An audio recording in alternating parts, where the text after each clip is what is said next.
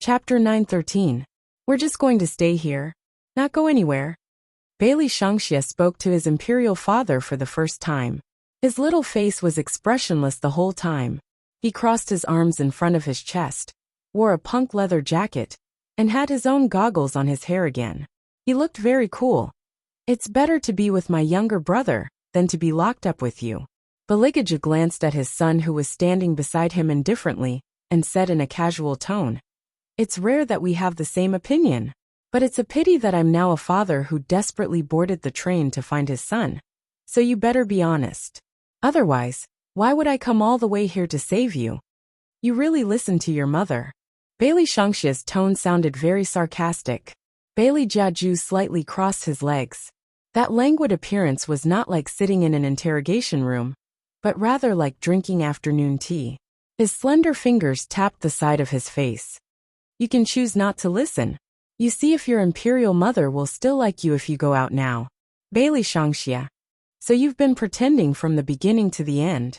You're good at pretending in front of your mother. You don't have the usual murderous look. That's enough." The father and son had never seen eye to eye with each other. Now they were in the same interrogation room. The younger one stood coolly beside the older one. His blood-red eyes looked at Lu Hongjiang, who walked in through the door. A bloodthirsty smile appeared on his face. "The food is here." Lu Hongjiang didn't realize what kind of father and son he was going to face next. He thought that this was the last person. No matter what, he had to pry open this person's mouth. This time, Lu Hongjiang didn't speak too harshly like the previous few times. This was because he also calculated in his heart. Someone who could fly a private jet into the country must have a certain economic foundation, different from the group of people who wanted to drag him down. Lu Hongjiang believed that the reason this person appeared on that train was probably because his son had been abducted. Thinking of this, Lu Hongjiang couldn't help but curse old Six in his heart. Why is he so bad at doing things? He had hinted before that when he caught those children, he didn't want to touch anyone with a background. There would be a lot of trouble when the time came. Now that he had stirred up trouble, he had to clean it up. "Sir, I know that what happened on the train had nothing to do with you, but you should have been in the train carriage at that time." Someone accused Helian Weiwei and her group of people in the carriage of illegal possession of guns and attempted to rob the train. "If your testimony is the same as what I understand, then you can go back soon. First of all, how many people did they hurt? Did they destroy all the weapons in their hands?" In order to avoid arousing suspicion, Lu Hongjiang had never met Sixth Brother. If he had met Sixth Brother, he would not have asked Baligaju and his son this question. Before Baligaju could say anything, Bailey Shangxia spoke up with a brilliant bloodthirsty smile. "Is this considered a confession?" Lu Hongjiang didn't expect to hear the word confession from a 3-year-old child. After being stunned for a moment, he looked at Bailey Shangxia and said, "Little kid, I'm handling a case, and I'm asking your father. In the mainland, it's not illegal for a child to attack a police officer, right?" Little Shangxia didn't care about what Lu Hongjiang was saying. After he finished speaking, he glanced at his father. Bailey Jiaju leaned back and nodded. He looked at Lu Hongjiang with a smile that was not a smile. Lu Hongjiang didn't know why, but that smile made him feel a chill from the bottom of his heart. Why did this little boy ask such a question? Was this a question that a 3-year-old child would ask? Before Lu Hongjiang could react, his arm was twisted by a small porcelain-like hand. The heart-wrenching pain made him fall to his knees. One of his knees landed heavily on the ground, and he raised his head to look at Bailey Shangxia, whom he had always thought was only 3 years old. From his angle, Bailey Shangxia's eyes were so red that they seemed to be glowing faintly. At this moment, the door of the interrogation room was suddenly opened, and someone rushed in. Bailey Shangxia let go of his hand. He looked regretful. Lu Hongjiang was furious. He swung his left hand and said in a high voice, "Catch this little brat for me." "This secretary, he's only a 3-year-old child. According to the rules, he can't be locked up." The person who rushed in said softly, "Why don't you interrogate the older one?" Lu Hongjiang gritted his teeth. The pain really existed in his body, but he couldn't do anything to the other party. This feeling was terrible. He saw that the other party had some money, so he wanted to give him face, so that they could get along well in the future. Since the other party didn't buy it, then he shouldn't force him to do anything. Lu Hongjiang twisted his wrist and gave the person behind him a look. Then another person rushed in. Compared to the previous person, this person's expression obviously changed. He leaned over and whispered a few words in Lu Hongjiang's ear. Lu Hongjiang's expression changed. He no longer had the mood to interrogate. He strode out of the interrogation room and said, "Where's the computer? Give me the computer." The secretary beside him quickly handed him a tablet. His forehead was overflowing with cold sweat. It was obvious that he had seen something. Lu Hongjiang took the tablet and opened the web page. Not only was the sound very clear, even the image was very clear. His every word and every expression was recorded, so that people could understand it clearly. Because of the problem with the platform, the reposts and comments were increasing at a crazy speed. Everyone was scolding him for having a beast heart. "I've never seen such a beast. His child is a treasure, but other people's child is grass? There must be an explanation. This kind of person actually stayed in a high position safely for so many years. A car full of children. How many parents' favorite children?" In order to reduce human trafficking, we always remind the children to be careful not to eat food given by strangers, not to give directions to strangers, and not to talk to strangers. We take precautions and don't hesitate to wear down the children's innocence. We want to protect them, but in fact this is not enough. This is not the solution to the problem at all. I keep feeling that this matter is not so simple. Isn't this person too protective of the human traffickers? Is there some inside story? Ask for a technical analysis. Very soon, a technical post appeared on Weibo. This was what Lu Hongjiang feared the most. Chapter 914. A certain technical post wasn't like a certain Weibo post that would only vent one's emotions. It would really analyze something and get the attention of the relevant personnel, especially an original video like this. After all, there was never a lack of people who were truly knowledgeable. Lu Hongjiang clicked on it with trembling hands and saw that someone registered under the name Tang Sect had sorted out all the relative questions in just 10 minutes. That's right, questions. He didn't say anything in an affirmative tone. Instead, he sent 6 questions in a row. The name of the post was 6 questions to Lu. 1. Why are you defending the human traffickers? 2. As a local bookkeeper, how did so many children get into the station? Have the ticket inspectors never wondered why so many children got on the train at the same time? 3. You made yourself travel-worn to the scene. It was indeed very tiring. But which mistress left the kiss mark on your neck? 4. This is clearly a child trafficking case. Why are you defining it as a simple fight? 5. Previously the data was released. There were 5 main people involved in this case. In other words, you brought 5 people for interrogation. Can you explain why you skipped the main culprit of the child trafficking case, Wu Lu, and kept interrogating the other 4 innocent people who came to look for children? 6. What is your relationship with Wu Lu, the main culprit of this child trafficking case? Also in our country, not all human traffickers are shot.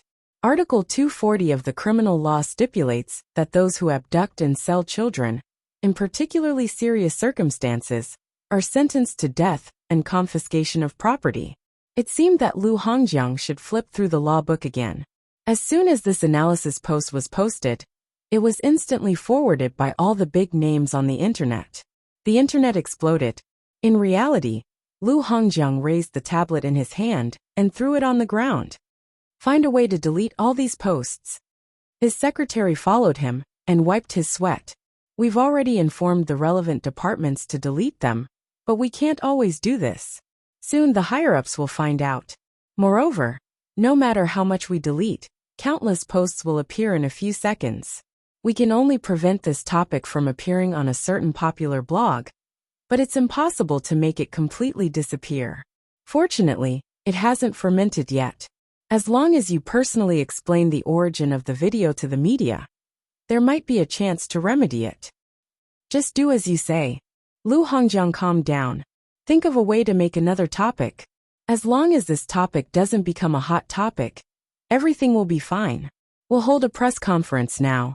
I want to use the traces left on the train to tell everyone that there was indeed a fight on the train.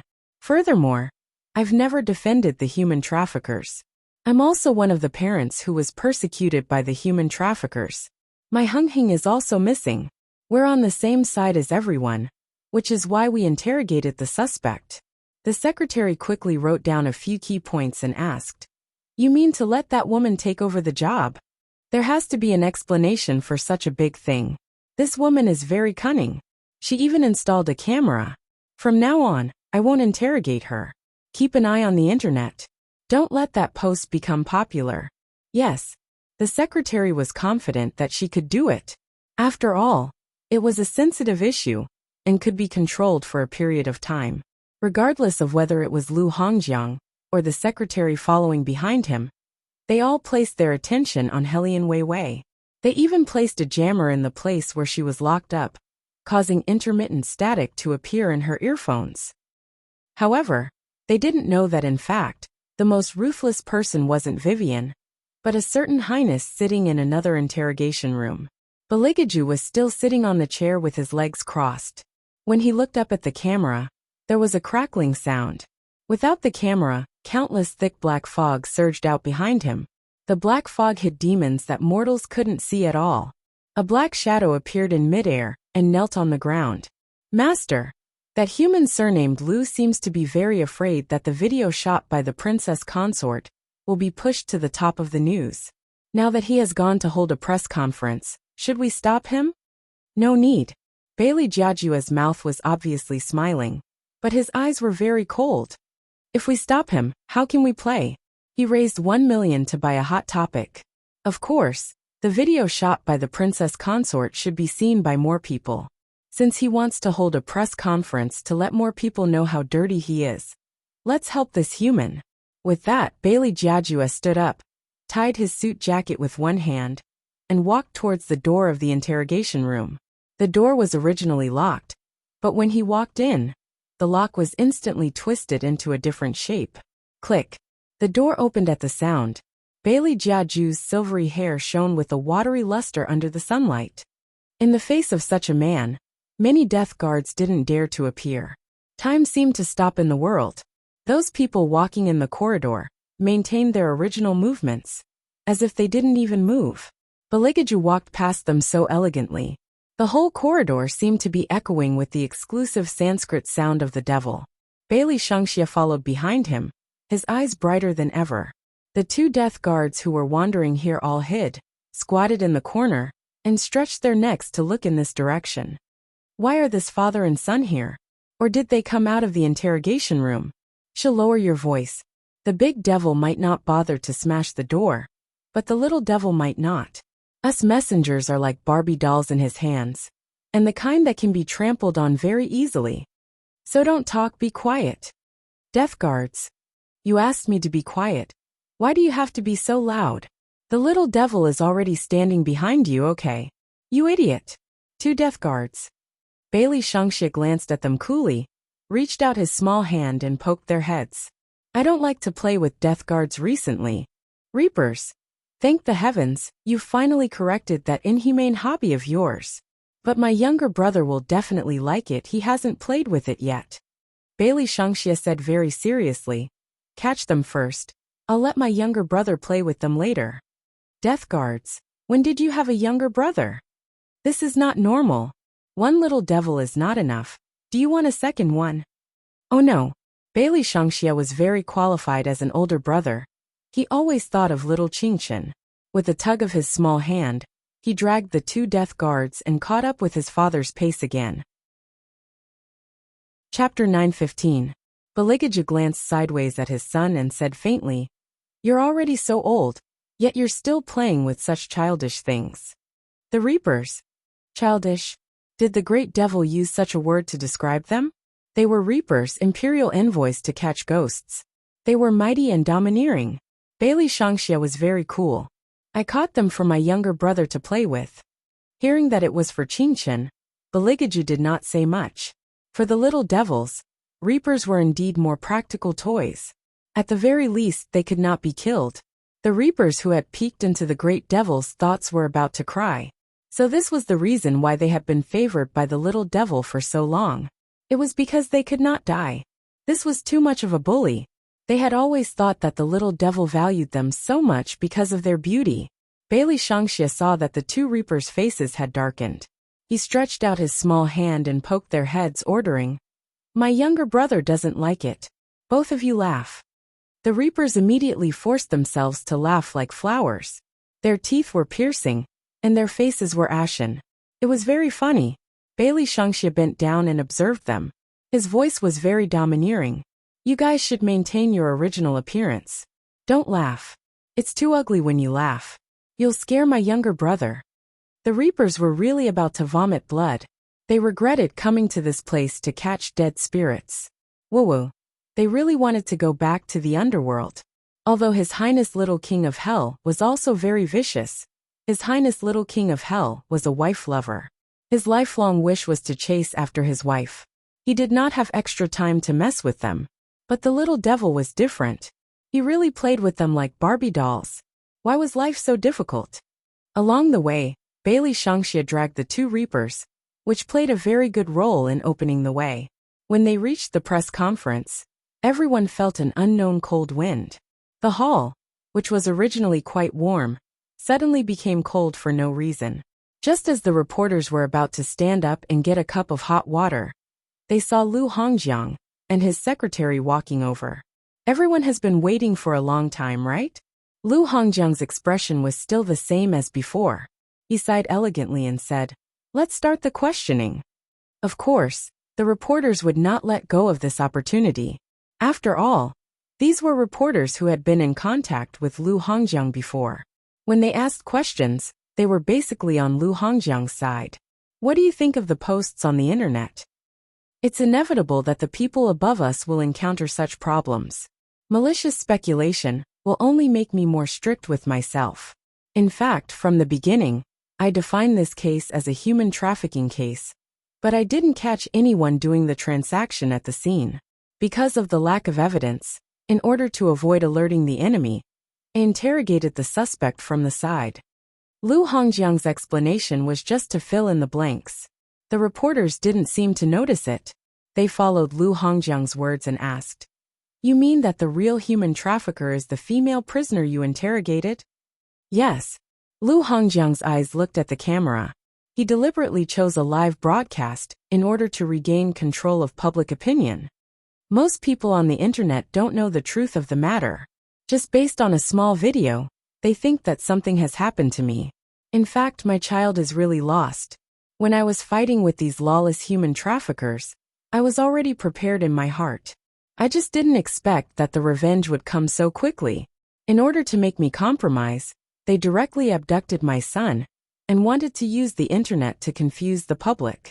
I am also a victim. I lost my son. I am more anxious than anyone else, but I know that if I want to bring all of them to justice, I have to endure the pain and continue to interrogate them. This is the answer I give to everyone."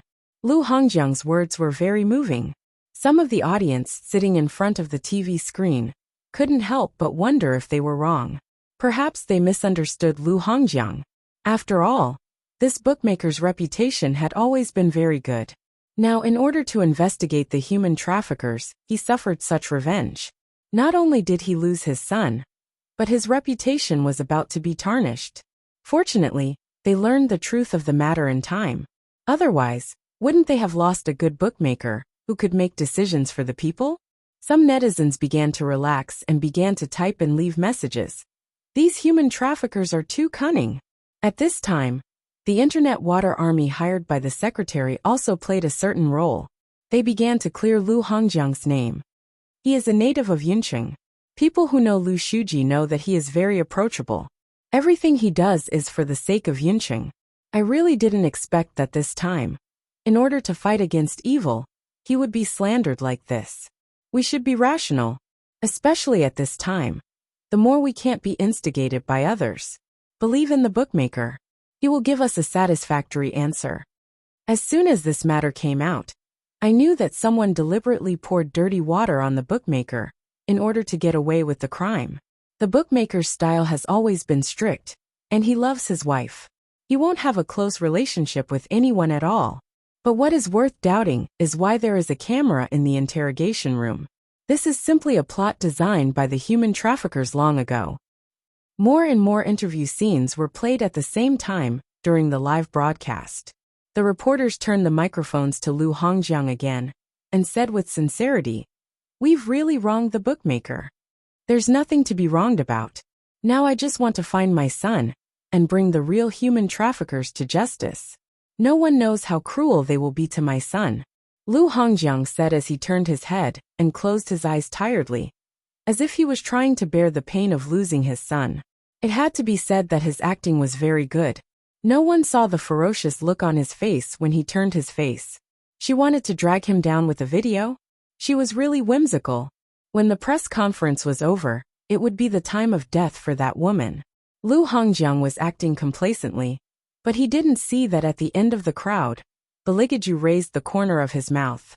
That kind of smile indicated that the game had just begun. The secretary still stood aside and cooperated with Lu Hongjiang. Because of this case, the bookmaker has not closed his eyes for a day and a night.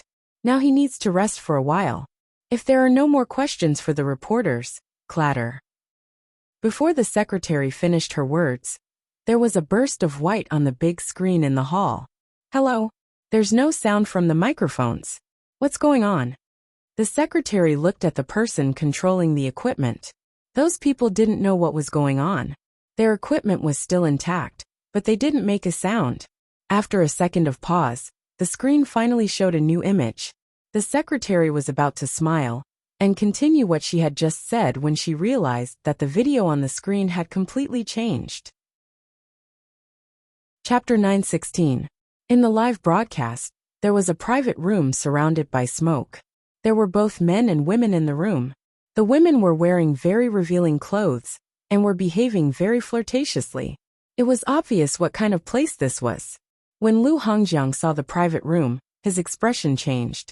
Before the image became clear, he roared behind him, "Close it! Close all of these things for me." The staff member controlling the video heard Lu Hongjiang's order and started to press the stop button. But it was useless. The image continued to play and became clearer. It even showed the face of one of the men in the room. That man's appearance was too familiar. If it wasn't Lu Hongjiang, who else could it be? He was even wearing his favorite suit. He was hugging a busty woman in his arms and kissing the woman's face carelessly. He must have drunk a lot because his face was still rosy. His hands were still touching the woman's body. His eyes were half closed and he was lustful. Whatever elegance he had was all gone. He was extremely ugly. God! The reporters present couldn't help but let out a cry of surprise. After they reacted, they started to take pictures of Lu Hongjiang. Although they were indeed invited by Lu Hongjiang, and usually helped Lu Hongjiang to guide public opinion, this time it was big news. Now, whoever could take pictures of Lu Hongjiang's reaction would get ratings and an absolute headline. Lu Hongjiang's face was extremely pale. He even strode to the control panel and reached out to press all the switches, but it was useless. It was still useless. Not only was it useless, but there was even sound in the image. It was the sound of him talking to Old Sixth. It was also the sound of him talking to Old Sixth on the night of the train departure. He specially instructed Old Sixth. "The higher-ups are very strict now. It's not like before. Be careful and give those children more medicine, so that they can be transported out." That was his voice. He couldn't deny it even if he wanted to.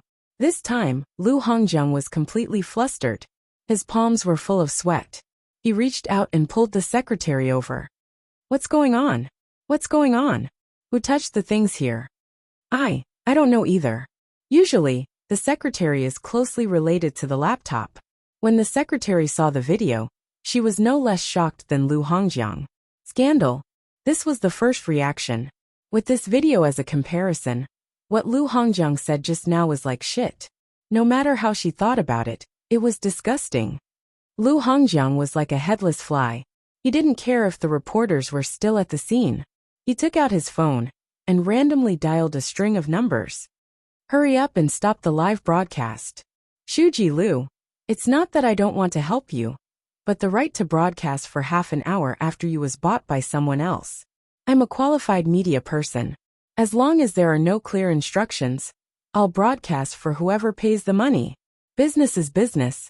When Lu Hongjiang heard the reply, he wished he could smash his phone on the spot. He never thought that someone would actually spend money to buy the broadcasting rights of the radio station. Who in the world had such great financial resources? Who was it that wanted to kill him?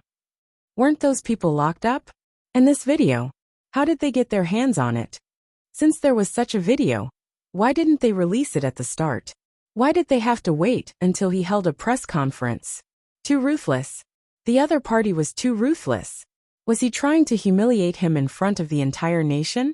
Or was he trying to make him lose his life? Lu Hongjiang felt a chill in his heart. He was really scared, because the radio station wasn't like the internet. Once it was broadcasted, he was afraid that even that person wouldn't be able to save him. But when exactly was it? And what method did the other party use to understand and investigate so much about him? Of course, Lu Hongjiang didn't know that as early as when Bailey Shangxia was brought to Yun City, a certain highness had already grasped all these things in his hands. However, he had never been interested in human affairs. Lu Hongjiang's mistake was that he caught someone he shouldn't have. A certain highness principle of doing things had always been that those who provoked him would never have a chance to live. Baligaju was still very elegant. His beautiful eyes watched this scene with a faint smile on the corner of his mouth. This made him look like a vampire aristocrat who walked out of a movie. It could be seen that the reason Lu Hongjiang became like this was all thanks to a certain highness. Bailey Shangxia didn't comment on Lu Hongjiang's fate. The person who arrested his mother and younger brother for interrogation deserved this fate. Humans, were a dirty species from head to toe. They even wanted to put the blame on their mother in front of their father. They were simply stupid to the point of having no brains. The expressions of the father and son were simply in sync. The older one and the younger one curled their lips. After a bloodthirsty smile, they turned around and walked back to the interrogation room amidst the chaotic crowd. Unlike Baligaju, Bailey Shangxia was still dragging two reapers in his hands. He looked like a domineering person who didn't want anyone to approach him. It was as if they really just came out for a stroll, a reaper stroll. Reapers. Are we used for strolling? Is that so? The father and son walked without looking back. They didn't even have the intention to look back. Because of the impact caused by their appearance, a large number of reporters rushed in from all directions and blocked Lu Hongjiang's path.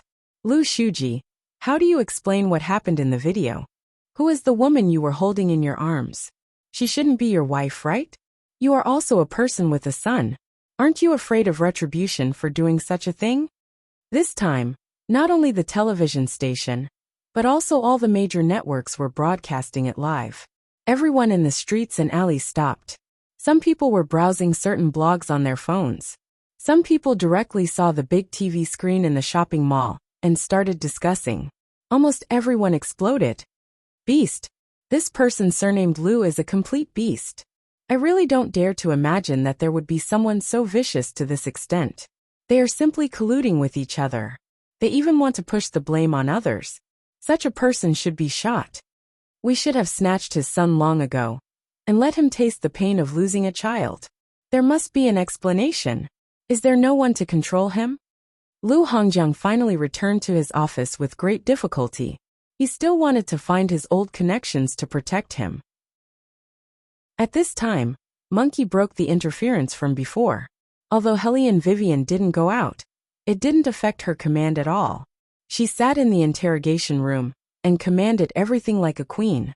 Through the Bluetooth headset, she directly threw out the third trump card. Chapter 917. A mother who had lost her son searched through more than 20 cities and finally found her child in Yuncheng. However, because her act of saving the child affected the interests of some people, she lost her life in an unfinished community.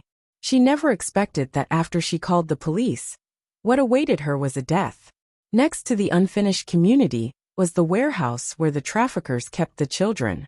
The incident once again occupied the hot search of a certain Weibo in the form of text in text. Almost everyone was paying attention to its development. The evilness of the matter was raised to a higher level.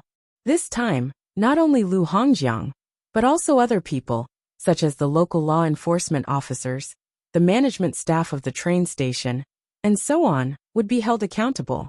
Perhaps when they did these things, they did not know the ultimate purpose. They just did Secretary Lu a favor. However, in fact, because of Secretary Lu's call, they allowed so many children to be taken on the train together, without even asking. When there was a murder case, they did not conduct an in-depth investigation. It was simply dereliction of duty. Unlike trafficking, this was a living human life. In the mainland, as long as it was related to murder, it would receive absolute attention. When Lu Hongjiang saw this news, his whole person fell into the office chair dispiritedly. He knew that this time, his official career was completely over. No one could save him anymore. He could only hope that his old boss could save his life. Public opinion may be controllable, but people's hearts would never be at peace. Yunqing had to give an explanation. They sent a team to take Lu Hongjiang directly from the office. However, it was obvious that this time, people were not so easily fooled. The incident itself had angered the people of the country. The reason why Lu Hongjiang could be so lawless was because of the cooperation of other departments. This time, they did not only want to see a scapegoat, they wanted to punish all of them. The anger from the heart had reached the point of uncontrollable. The higher-ups were also actively holding meetings to seriously investigate the incident in Yuncheng. The people in charge of the relevant departments had arrived. They were afraid, but at the same time, they felt that it was not a big deal. After all, they were not the main culprits. At most, they would be transferred. Indeed, if this happened in the past, they would not be severely punished. After all, it was not easy to determine the exact responsibility. In addition, no one wanted their people to be arrested. Therefore, the person sitting at the top of the table did not say anything. He just sat there and listened to the people below. In the end, this matter is Lu Hongjiang's sole responsibility. The people from the other departments were also not clear about the situation, so they made all kinds of mistakes. Even if they were not clear about the situation, they were still actively cooperating. There is no need to arrest the others. If that is the case, it will only make those who do things against the country more arrogant. Compared to internal punishment, I think we should first arrest the main alliance that caused this matter. Now, not only is Lu Hongjiang's son in their hands, but they have also taken away the other children. This is clearly a threat to us first. This is a crime. Deputy Director Zhang is right. They dared to record a video and hack into our system in the interrogation room. It's clear that they don't take us seriously. Keeping such a person alive would be a threat to society. Yes, I also suggest that we punish these criminals first. He must be severely punished. If he didn't make an ugly face, wouldn't it be a complete mess in the future? Internal problems can be solved slowly. We have to give everyone an explanation. These criminals are different. They are simply lawless. That's right. Severe punishment. Severe punishment. When the person for discipline inspection heard that, he looked down indifferently. This person had a military background and was an old general. It was said that he had always had a bad temper when he was in the military. But ever since he became the person for discipline inspection, he did not lose his temper easily. He was always smiling at everyone. But anyone who had been in the military knew that this person was not to be trifled with. Unfortunately, none of these officials had ever been in the military. Are you done? The old general asked them with a smile. Those people thought that he agreed with their opinion and nodded, not forgetting to take a sip of tea. Unexpectedly, in the next second, there was a loud bang. The old general casually smashed the teacup in his hand on Deputy Director Zhang's head.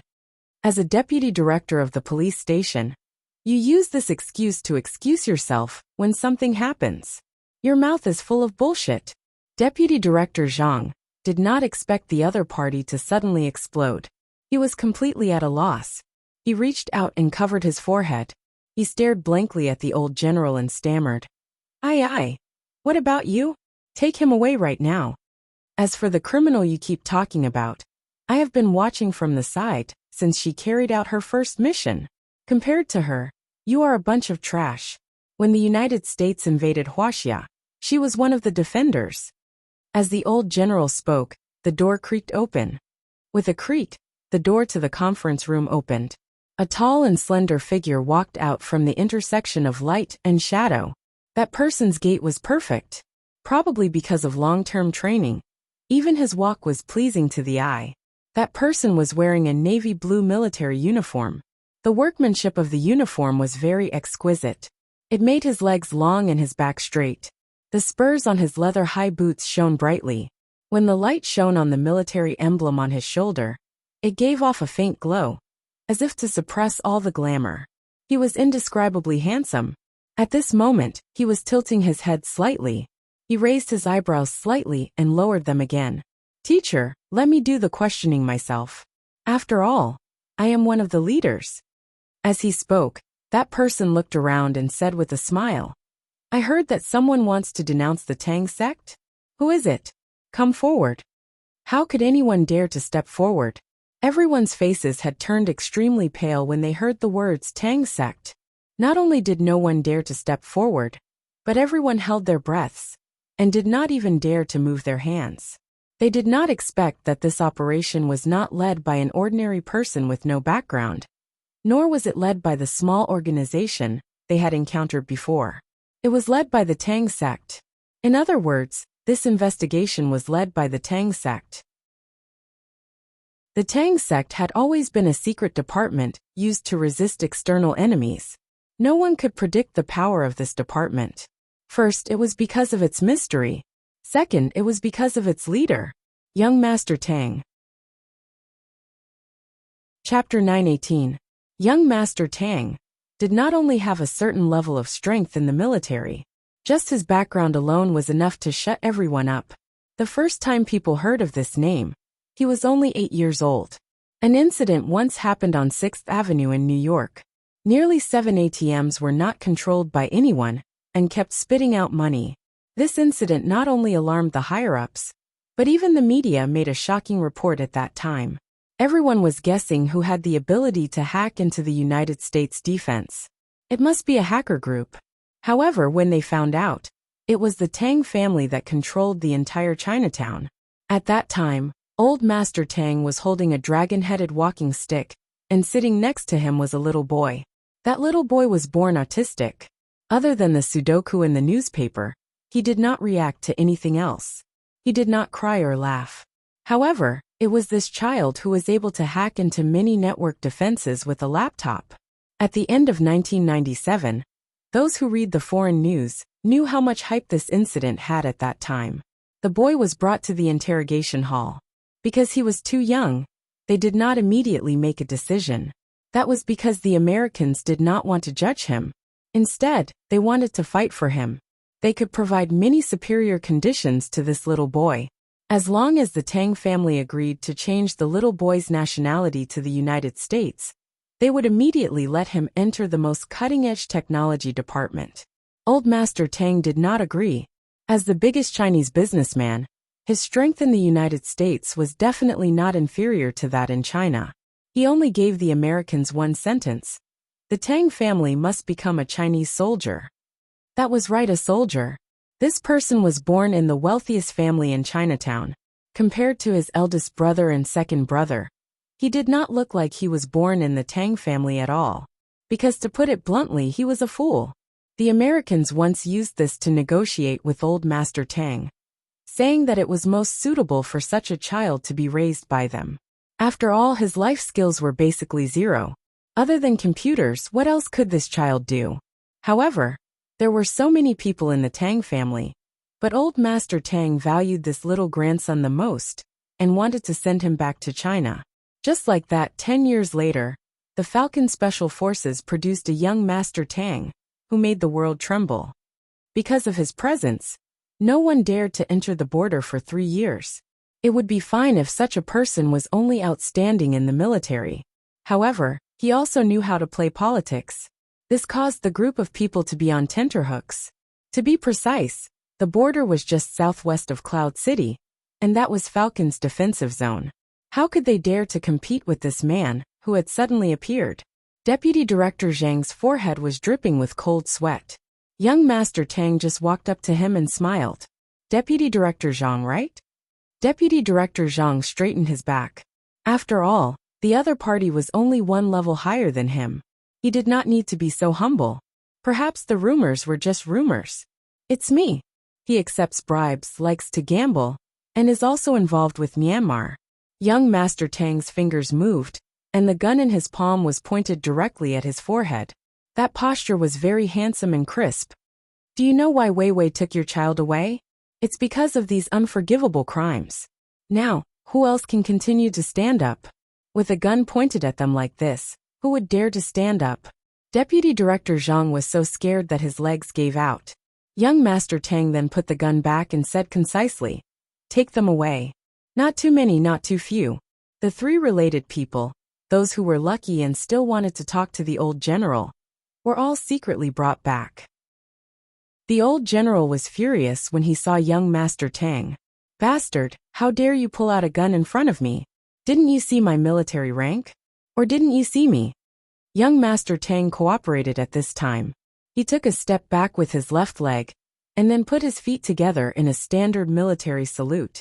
"General, you are not wearing a military uniform today. You.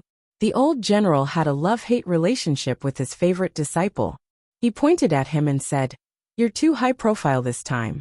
How many times have I told you to keep a low profile when you're on a mission? Is the National Security Agency treating you badly? If they are not good to you, come back to me. You can do whatever you want here." Young Master Tang looked forward and saluted again. "General, I obey orders and follow orders." When the old general heard this, he wanted to slap the back of his head. When had this kid ever been so obedient? This was nonsense. "Fine, then don't come back. But did you really arrange this operation in advance? Why didn't I receive any news?" The old general raised an eyebrow. Young Master Tang smiled. "Wei Wei is too fast. She's already settled everything here, before we even got the news. However, I still have to ask about the plane.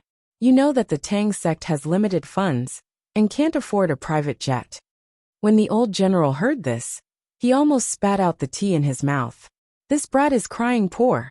He actually dares to come here and cry poor. After talking for 10 minutes, the old general chased him away. He was afraid that if his favorite disciple didn't leave, the good-tempered image that he tried so hard to maintain in front of others would be ruined. This brat can really anger people to death in minutes. However, the old general also told young Master Tang that even if he didn't come, these people would be severely punished. This time, the pressure not only came from the original mission, but also from the person who appeared on the train in a private jet. His background was not simple enough to compete with the Tang sect. After hearing this, young Master Tang put down the cigarette in his hand and smiled meaningfully. "It's time to meet." On the other side, the old general was confused. On the other side, Bailey Shangxia did not return to his original place. He dragged the two ghost messengers and walked to the interrogation room, where Qingchen was being held. It was not difficult for the little demon to pass through the crowd. In addition, everyone was dealing with the discussions of the outside world, so no one was watching this side. Therefore, it was very easy for Bailey Shangxia to walk in. Qingchen was still sitting on the chair, playing with something with her head lowered. When she saw the two ghost messengers behind Bailey Shangxia, she instantly sat up straight. "I'm using someone else's laptop now, so I can't update. This is bad news. The good news is that there will be a new book after this book is finished. I hope you guys are still here." Then, I used your tips to buy a cup of coffee. I've recovered and went to the shooting location. Thank you, girls. I'll let you guys enjoy reading the new book. I can't go back yet, so I can only fly on the 1st. Chapter 919. Messengers? Why are you here? Little Qingchen wanted to get down from the chair, but the legs of the chair were too high. He could only turn his back and try his best to get down from the chair with the tip of his little foot. That little appearance was extremely adorable. Bailey Shangxia had always been a good older brother. Seeing that his younger brother could not get down, of course he would help. He raised his arms and swayed as he hugged Qingchen, who was only slightly shorter than him. He glanced sideways at the two messengers who did not dare to move. His voice was very cool. I brought them here for you to play with. They are very obedient and did not run around. The messenger's thoughts were very complicated at this moment. They had been looking for an opportunity to escape, but they really did not dare to move, because the other party was too tight on the rope. However, seeing that this child looked like a little prince and had black eyes, he probably would not like to play with messengers. What kind of joke was this? Other than the little devil, which child would treat them as toys, and even give them to others as, are there only 2 messengers? 2 is too boring to play with. Wait a minute, is quantity the key? 2 is not enough. Then how many do you want to catch to play with you? Before the messengers could finish their inner thoughts, Qingchen walked over with small steps. She bent down and poked their heads. She gave a serious evaluation. They are not very good looking. The messengers. This was completely different from what they had expected. Okay. Why did this seemingly gentle child have such a heavy taste?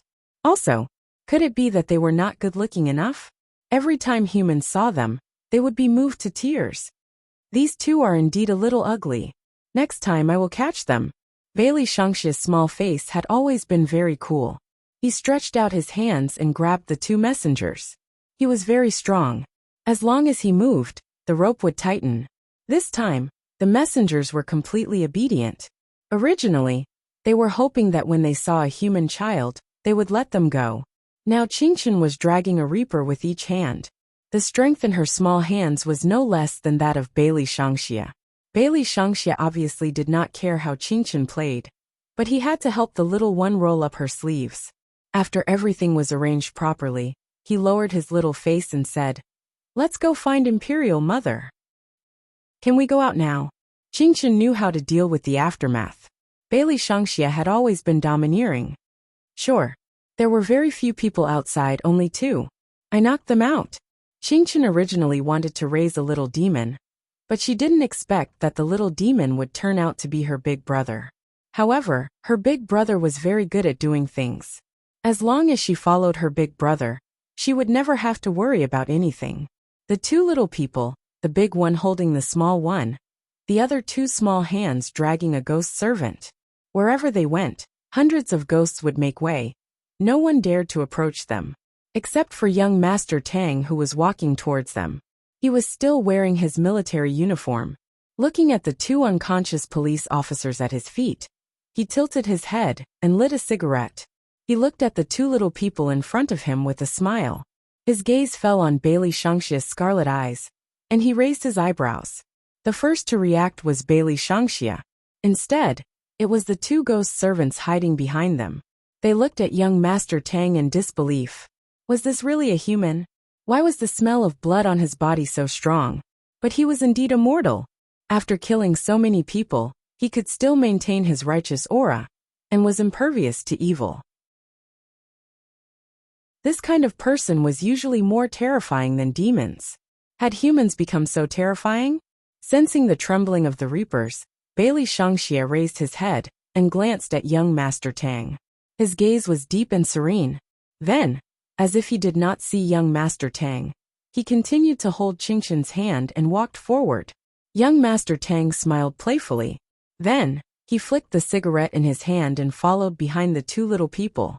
When the door of the interrogation room was opened, Hellion Vivian saw this scene. Apart from her 2 precious sons, there was also a bright young Master Tang. Hellion Vivian was not surprised that young Master Tang would appear.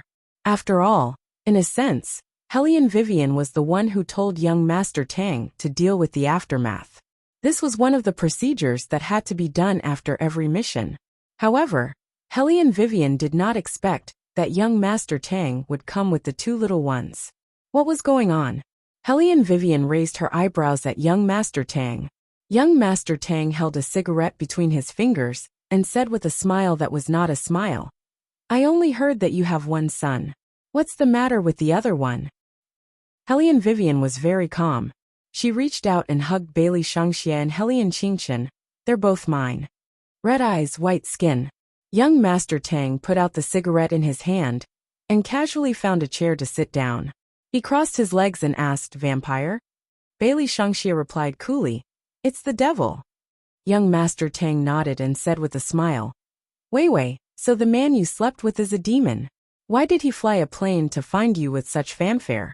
Is he dissatisfied with your skills? Hellion Vivian. She suddenly felt that the words of those rough men were much calmer. Compared to young Master Tang, everyone was very cute. Bailey Shangxia turned to look at Qingchen. There was understanding in his eyes. It turned out that they all described their father as a man who was slept with by their mother. Qingchen held her forehead with her small hand, as if she had a headache.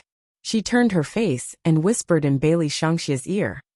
Beauty Weiwei has always been positioning herself as a domineering president. Do you know what a domineering president is? Bailey Shangxia nodded.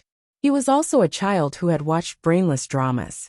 When he thought of his father, he knew why his mother had such an illusion. In short, it was because his father was too shameless. However, Bailey Shangxia sized up young Master Tang. Who was this person? He seemed to be very familiar with his mother. If his father knew that his mother was very familiar with someone, the result wouldn't be good. But according to his father's personality, he would never do anything that would make his mother hate him. Moreover, this human looked different from normal humans. He seemed very smart and shouldn't be easy to deal with, of course. Young Master Tang noticed that Bailey Shangxia was sizing him up. But what really made him look up was Beligaju, who was walking behind Bailey Shangxia. Two equally outstanding men, but they were of different types. With just a glance, Beligaju roughly knew who this person was. He used to care a lot about this man. Even now he still felt that this man was very annoying. However, a certain prince was two-faced. He didn't show any emotions. He didn't even look at young Master Tang when they brushed past each other. Instead, he directly hugged Hellion Vivian's waist and kissed her forehead. He smiled and said, "The matter is settled. Let's go." Chapter 920. He used to care a lot about this man. And even now, he still felt that this man was an eyesore. However, His Highness was two-faced, and he didn't show any emotions. He didn't even look at young Master Tang when they brushed past each other. Instead, he put his arm around Hellion Vivian's waist and kissed her forehead. He smiled and said, "It's done. Let's go." Hellion Vivian felt that His Highness was too gentle. Was it because they hadn't seen each other for a long time? Hellion Weiwei nodded her head with a belly full of doubts. But she was actually obedient. After all, young Master Tang was here, which meant that the follow-up work was done. She believed that the information she collected was enough to bring some people to the surface. And young Master Tang was best at grabbing onto a thread and dragging everyone out. No one could guarantee that the human traffickers would disappear in the future, but at least after today's cleanup, they wouldn't be so unscrupulous anymore. Hellion Vivian was thinking about business, so she couldn't help but look at young Master Tang for a long time. Beligaju watched from the side and narrowed his eyes. He tightened his grip on Hellion Vivian's waist, but the corners of his mouth were still curled up. "You don't want to go?" Hellion Vivian didn't feel any pain, but she felt the strength. She looked up at His Highness, but didn't say anything. Then she heard Beligaju's low voice. "I think this must be young Master Tang. Thank you for taking care of Hellion Vivian for the past few years. However, I heard that the Tang sect has a rule that anyone who leaves the Tang sect won't be asked to do any more missions." His tone was very polite, with a sense of alienation and indifference, but it was also very domineering. Young Master Tang watched from the side with a playful look in his eyes. "This time, I want to ask Hellion Vivian for help. You shouldn't mind." Before Hellion Vivian could say that she didn't mind, Qingchen tugged at her sleeve. "What?" Qingchen blinked her eyes and signaled for her to look at Beligaju's expression. In fact, nothing could be seen from His Highness' expression, but there was no trace of a smile in his eyes. This was the expression that Hellion Vivian was most familiar with. Although she didn't know why, Hellion Vivian could tell that His Highness wasn't in a good mood. Young Master Tang didn't mean to make things difficult for Hellion Vivian. He just wanted to see how much she cared about his comrades. That's right, they were comrades. Although it was a superior-subordinate relationship, it was closer than that. They had gone through life and death together, so their feelings were naturally different. Therefore, young Master Tang took a step back, still holding the cigarette in his hand. "It seems that you mind." Hellion Vivian, Since someone has come to ask you to take responsibility, this mission will be the last one. The matter in Yunggui district is not over yet, and there is still one person who hasn't shown up. With this gentleman's help, you should be able to solve the problem soon. After this, neither the Tang sect nor I will ask you to take on any more missions. Of course, if someone treats you badly, the Tang sect will also be a very competent family. This sentence was more or less a declaration of his position. This was also the reason why no matter how far the Tang sect's shadow had gone, as long as the Tang sect gave the order, they would come back. The devilish training would indeed make people very difficult to get close to. However, along the way, they had unknowingly changed from people who were very similar to each other to family. Hellion Vivian understood what young Master Tang meant, and so did Beligaju.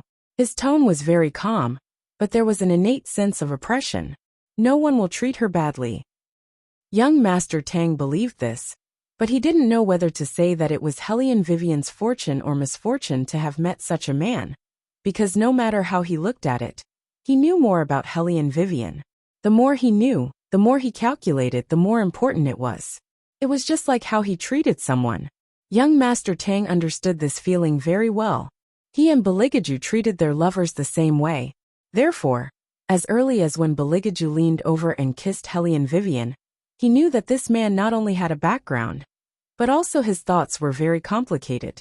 Young Master Tang never liked to be enemies with such a person, and of course, he wouldn't become friends with him. This was because he reckoned that young Master Tang didn't like him. However, this person was terrifying, because he didn't show any hostility to him from the beginning to the end. No wonder Hellion Vivian fell for him. Young Master Tang curled his lower lip, and did not dwell on this issue. Instead, he looked at Hellion Vivian, and went straight to the point. There is another person in Yunggui district who is the target of this mission, but this person is very smart. He didn't participate in the human trafficking, nor did he give sixth brother any convenience. However, every step that Lu Hongjiang took was guided by him. This person is now in the inner city, and will be transferred back to the capital soon. Don't let such a person go back, as there are other factors to consider after he goes back. Just get rid of him, while he is still in Li City. What we lack most now is evidence, and this evidence will be handed over to you for investigation. Monkey and the rest are waiting outside the door. Firstly, they want to meet you, and secondly, they are very interested in the man you slept with. Since you entered the Tang sect, it seems that you haven't had a holiday. You can take advantage of this time to go on a honeymoon with public funds. All the expenses will be paid by the Tang sect.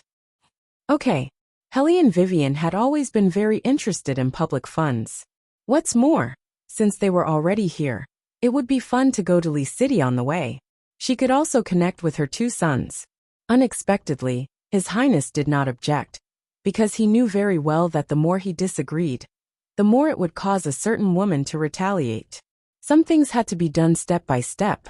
Perhaps he could cooperate with the people of the Tang sect, as long as the content of the cooperation was that young Master Tang could not appear in front of Hellion Vivian in the future. Of course, these were all afterthoughts. His Highness would never just declare sovereignty from one side. More often than not, he would use the most direct aesthetics of violence. For example, the following content. Since we are done with the business, I have some private matters to discuss with Hellion Vivian. Please take the two brats with you when you leave, and then close the door. When Beligaju said this sentence, the two little ones looked at each other silently, and then, the enchantment set up by His Highness appeared in front of them. In just a moment, only Hellion Vivian and Beligaju were left in the interrogation room. Chapter 921. At this time, Hellion Vivian realized that something was wrong. Even if he wanted to talk, he didn't need to set up a barrier. Just as she was about to raise her head, someone suddenly picked her up by the waist. As the world spun, she was pressed down on the table. Hellion Vivian's blood froze in an instant, because the sandalwood smell on the man was too strong. So strong that it was hard to forget. Bailey Jiaju wrapped his arm around her waist in a familiar manner. He only used force to pull, then pushed again. His arms supported himself on the wooden table, trapping her entire body between his chest and the wooden table. He sneered word by word. Just like that, a man's breath slowly slipped past her ears. He was very close to her, so close that she had no choice but to continuously retreat in order to avoid the invasive aura on his body. Helian Weiwei was forced to raise her head. A pair of incomparably sharp black eyes just happened to meet hers. Those black eyes were exactly the same as in her memory, shining with light. Even in the darkness, they could still accurately find the prey, as firm and awe-inspiring as that night. You seem to be very obedient to your benefactor? Bailey Jiaju smiled. His gentle voice revealed a magnetic charm that could captivate one's heart and soul. His eyebrows and eyes were full of unbridled elegance. His expression was elegant to the peak. His smile and frown were like a brilliant neon in full bloom. This is not a good sign because it will only make me want to lock you up. So you better be obedient, okay? Helian Vivian felt her claws being grabbed by someone. After so many years, she had the illusion that she was being kept in captivity again. Then, before she could react, Beligaju had already lifted her whole body, and even her chin was pinched by him. She had no choice but to open her mouth and let his tongue sweep through her mouth. Helian Vivian only felt that her tongue was going to be numb from his sucking, but he still refused to let her go. He held her waist and wantonly lit fire on her clothes. She instinctively trembled, and when she thought that someone could break in at any time, she could no longer calm down. But he nibbled on her ear and kept rubbing it. Is it comfortable? He smiled wickedly as he slid his hand down to her neck. His fingers gently stroked back and forth as he held her back with one hand.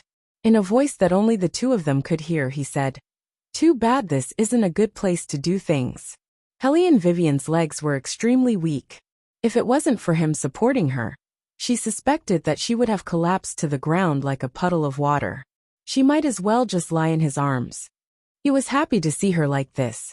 He pulled her into his arms, wrapped her up horizontally, and strode out of the interrogation room. Outside the barrier, other than the two little ones, there was also a group of rough men. They had been waiting to see what the man their boss had slept with looked like. But when they looked up, they saw Helian Vivian being carried out by a handsome man. Their jaws almost dropped to the ground. This is the man that boss slept with? He doesn't look easy to deal with.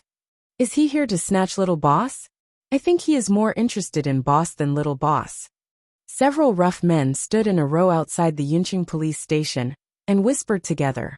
Behind them were 5 limited edition sports cars. Originally, this scene was very cool. Unfortunately, as soon as Beligaju appeared, he took away all their limelight. Alde could even hear the gasps of the girls who walked past him. This man was too dangerous. It was said that one should not marry a man who was too good-looking. He had always known that boss liked to judge people by their appearance, but he never thought that boss would judge people by their appearance to this extent. Of course, Beligaju also saw them. He glanced at them. He was smiling, but it gave people a strong sense of coldness. This made the rough men realize how dangerous the other party was, and they very sensibly made way for him. In any case, the other party wasn't here to steal their little boss, and had even brought them a little young master. So it didn't matter if the boss was given to him. Helian Vivian knew what they were thinking when she saw their expressions. She was speechless. Beligaju seemed to be very satisfied with this situation. He stopped and chatted with the rough men for a while. Jean felt that this person was not bad. Except for the sense of coercion on his body, he was completely tall, rich and handsome. It was not a loss for boss to marry such a man. The two little ones only looked up at the side. Bailey Shangxia's extremely cool little face snorted coldly. How cunning. From the moment you came out until now, you've been hugging Imperial Mother. Is this a declaration of sovereignty? Qingchen had long felt that her father, whom she had never seen before, would eat Beauty Vivian up as soon as he appeared, so she was not surprised. She just stretched out her small sleeves and held the rope in her hand tightly. One must know that the other end of the rope was tied to the Reapers of Ghosts. Beligaju naturally heard his son's cold snort. He turned his head and looked at Bailey Shangxia with a meaningful gaze. Bailey Shangxia suddenly remembered what he said to Helian Vivian before his father appeared. He narrowed his eyes, turned around, and was about to run away from home with his younger brother. Of course, this idea did not succeed, because Bailey Jiaju quickly stuffed him into the plane. When he lowered his head, the smile on his face disappeared, leaving only the cunning that only demons would have between each other. This is the first time you met your mother. You didn't want your mother to dislike you, right? Then you should be more friendly. When we arrive at Lee City, you can play with your younger brother. Don't disturb me and your mother. Bailey Shangxia had always felt that his father was shameless. However, the private secrets between father and son would not be revealed. Moreover, his younger brother should be taken care of by him.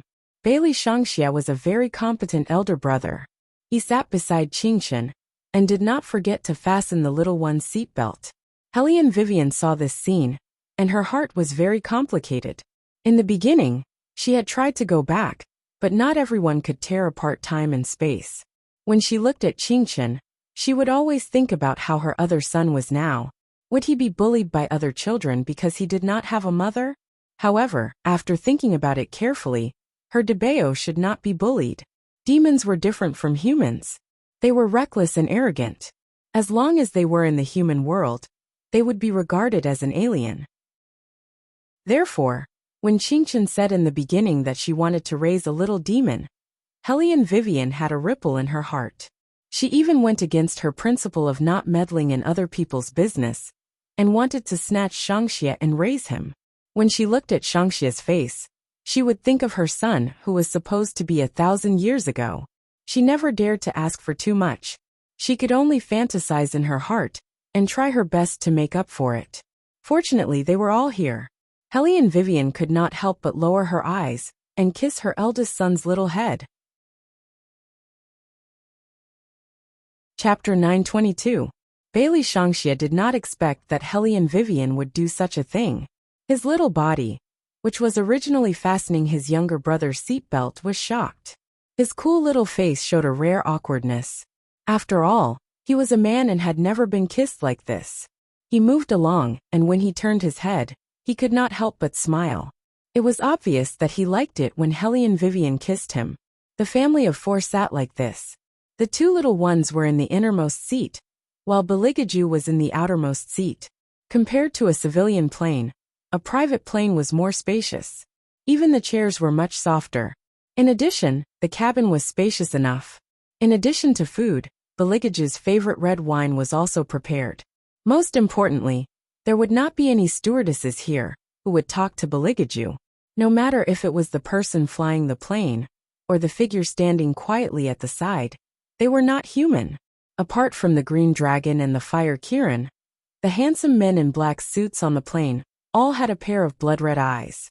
Every time they addressed Bailey Shangxia as Little Master. This was simply Bailey Shangxia's world. He took out all the good things for his younger brother to play with. His every move was enough to show that he had good genes. It did not take much time to fly from Yun City to Lee City, so the 2 little ones did not sleep. On the contrary, Hellion Vivian leaned on Beligaju's shoulder and slept a little soundly. Bailey Shangxia completely took on the responsibility of taking care of Qingchen. He was worried that Qingchen would have tinnitus when the plane landed, so he reached out his little hand and kept rubbing the little one's ears.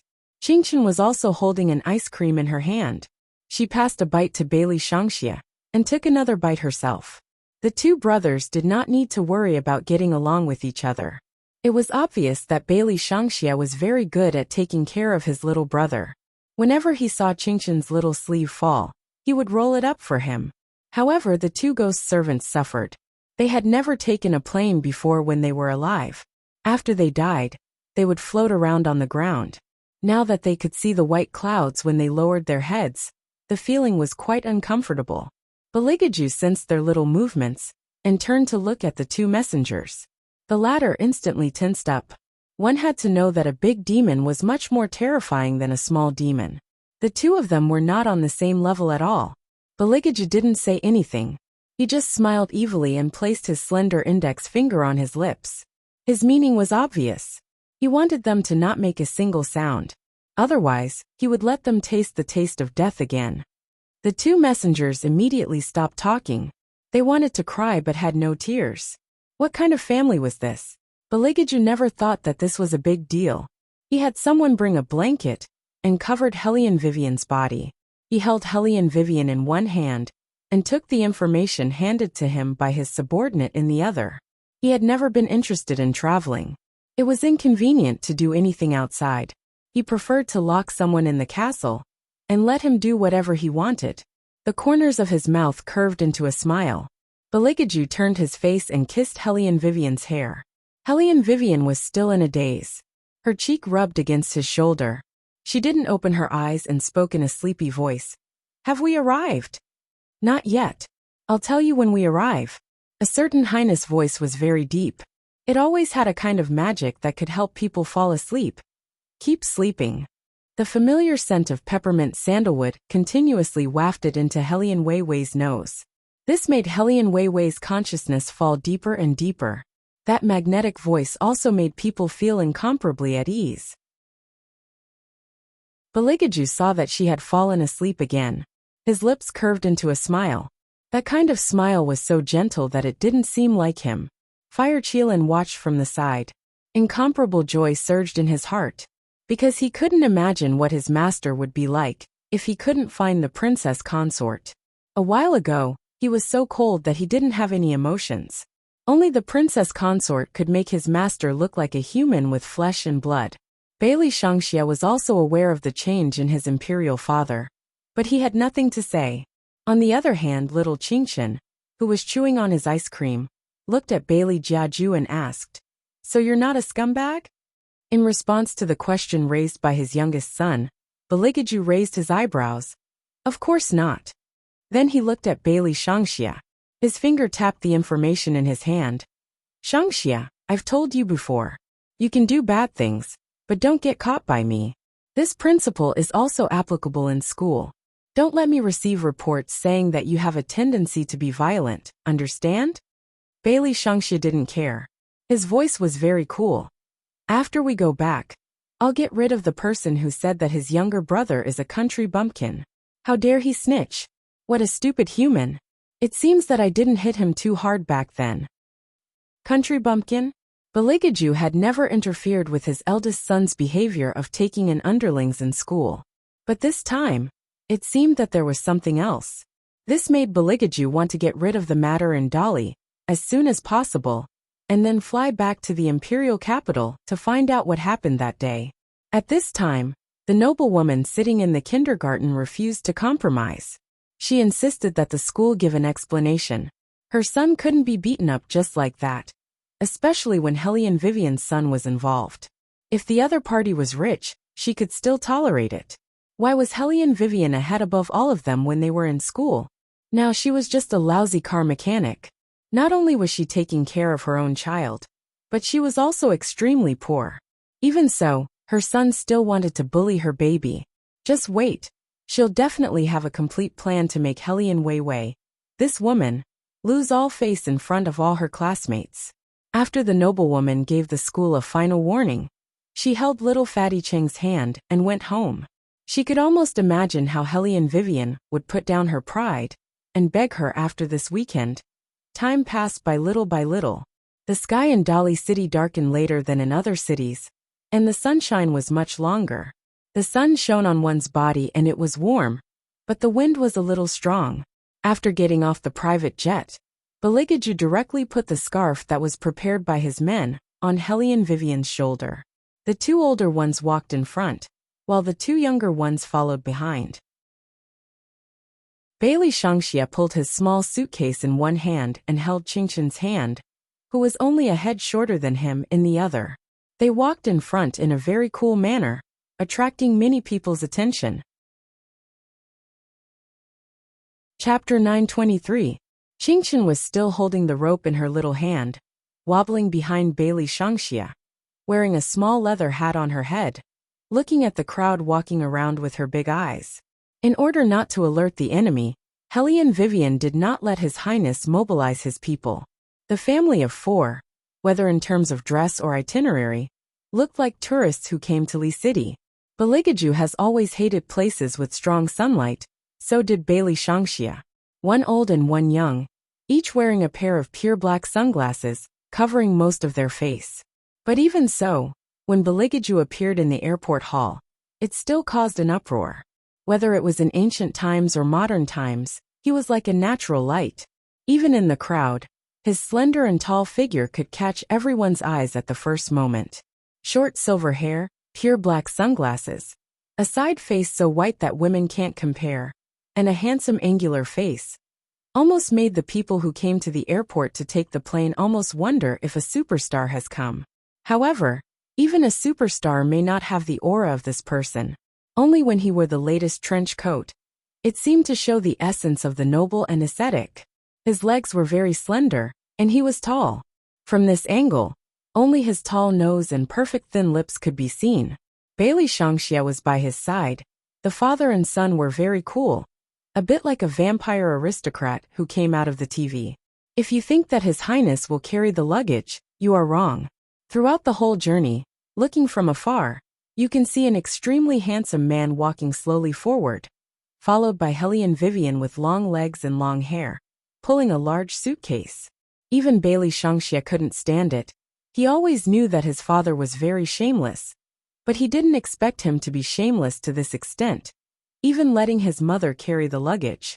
Baligaju didn't care what his son thought. For him, ordering Hellion Vivian around was also a kind of pleasure, because it was convenient for him to do other things.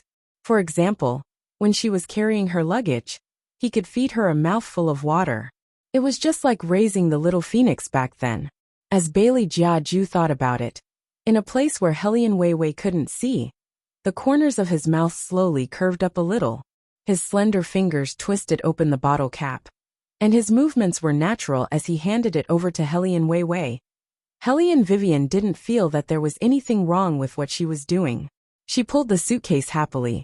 When she was thirsty, Baligaju would stop and let her drink some water. His Highness obviously didn't like this place, and so did Bailey Shangxia. As soon as they stepped out of the airport, and the sun shone on them, they both frowned at the same time. Their expressions were practically synchronized. Hellion Vivian found it funny. She reached out and held His Highness's hand. "Isn't it too hot?" "Yes." Baligaju's voice was a little muffled. It was still low and cold, but it was different from when he was in front of others. "There are many people, and the sun is also very hot." Bailey Shangxia looked at his father disapprovingly. As a demon with a divine sense, how could he be afraid of the sun? He could obviously put up a defense by himself, but he just had to show weakness in front of his mother. He finally knew why his mother defined him as a domineering president. It was because a certain someone's shamelessness had far exceeded his imagination. He was simply unscrupulous. In some aspects, the father and son were very much in sync. After noticing Bailey Shangxia's gaze, Baligaju slowly glanced over. That gaze was filled with a meaning that only the father and son could understand. Bailey Shangxia wasn't interested in exposing his father's trick, so he turned his head and continued to roll up Qingqin's sleeves. Hellion Vivian also felt that the sun was too hot, so she simply used a scarf to prop up the shadow. Qingqin was even more thorough. Her small body moved forward and blocked Bailey Shangxia's entire body. Her other hand held the iced milk that she bought and handed it to Bailey Shangxia to drink. The big suitcase was just enough for Qingqin to sit on. Baligaju thought for a moment, then picked up Qingqin with one hand and threw her on top. Then he signaled Bailey Shangxia to push it. He had never seen such a relaxed father. Fortunately, Bailey Shangxia was very reliable. As the most frightening little master in the demon world, pushing a suitcase was a piece of cake. In order to prevent Qingqin from falling, Bailey Shangxia considerately used his other small arm to cross in front of the suitcase. That cool little face was full of seriousness. Hellion Vivian was left with only a small suitcase in her hand. She had no problem carrying it with one hand. Since they were disguised as tourists, they couldn't ride the BMW Tomahawk or drive a sports car. And the others all stayed in place and waited for orders. They would only appear when needed. The accommodation was also booked in advance. It wasn't a big hotel, but a local hostel. Everything was to better understand Li City. Before Hellion Vivian came, young Master Tang gave her a document. The document showed that there was once a university student who wanted to report something on the internet. But before she could explain the matter clearly, the university student disappeared. Helly and Vivian could only start an investigation based on the university student's last appearance. An international hostel with a good reputation. Helly and Vivian believed that there would be no problem with this hostel, but at least they could know the range of activities of the missing university student there. There were many taxis outside the airport. Helly and Vivian reached out and stopped one. She took the two little ones to sit in the back seat. Baligaju sat in the front with his long legs, exuding a noble aura. When the taxi driver saw them, his eyes suddenly lit up. While driving, he talked about the local customs of Lee City. He turned his face and asked, "It's your first time in Lee City, right? Have you found a good place to stay?" Baligaju didn't speak. He only turned his head and glanced at him. With just a glance, the taxi driver immediately stopped talking. He didn't know what he felt at that moment. It was as if his whole soul was about to be taken away. Fortunately, he came back to his senses in time. His palms were still sweaty, and there was an unknown fear in his heart. Did he see wrongly? How could this person's eyes be red? Now that the noise was gone, Bailey Jiaju turned his head and looked out of the window through his sunglasses. However, his hand was placed on the car window. His silver hair was blown away by the wind, revealing his bright and clean forehead. He was born with an air of nobility. No matter what kind of vehicle he was on, his casual movement was like taking a picture of a poster. Chapter 924. The taxi driver calmed down with lingering fear. Seeing this, Helly and Vivian chuckled and said, "I've booked a place to stay, but I don't know how to arrange the itinerary." Hearing this, the taxi driver immediately said, "I know a good travel agency here. You're going out as a family of 4, so don't play by yourself. It's very convenient to sign up for a group trip. One person costs 150 yuan a day, and you can visit 2 scenic spots." "Oh, that's not bad." Helly and Vivian's eyes flashed, and there was still a smile on her lips. "Which travel agency? Let's go and have a look when we're free." The taxi driver was very enthusiastic. "It's right in front. I'll take you there in a while. But your inn is not very good. Why did you book the North Gate? The South Gate is the busiest. Do you need me to recommend an inn for you? It costs 80 yuan a day, much cheaper than the one you booked." "That won't be necessary. We've booked a special family room. Children will like it." Helly and Weiwei sounded like she was just chatting. However, Qingxin knew that with Beauty Vivian's personality, she would never chat with anyone. The taxi driver didn't insist. With a smile on his face, he gave a very warm and good impression. "The travel agency is in front. You can take a look at the itinerary. If you're satisfied, I'll pick you up tomorrow." "You'll pick me up? The driver is also responsible for picking up tourists?" Helly and Vivian raised her eyebrows. The taxi driver smiled and said, "We're all from the same company, so we can pick up tourists for free. Don't worry, everything is very formal. If you don't want me to pick you up, you can go to the designated place and take a taxi yourself. It's not convenient for your family of 4 to live in the North Gate." Helly and Vivian smiled and didn't say anything more. After getting off the taxi, they saw a local travel agency. The decoration was very formal, and it specialized in picking up individual tourists.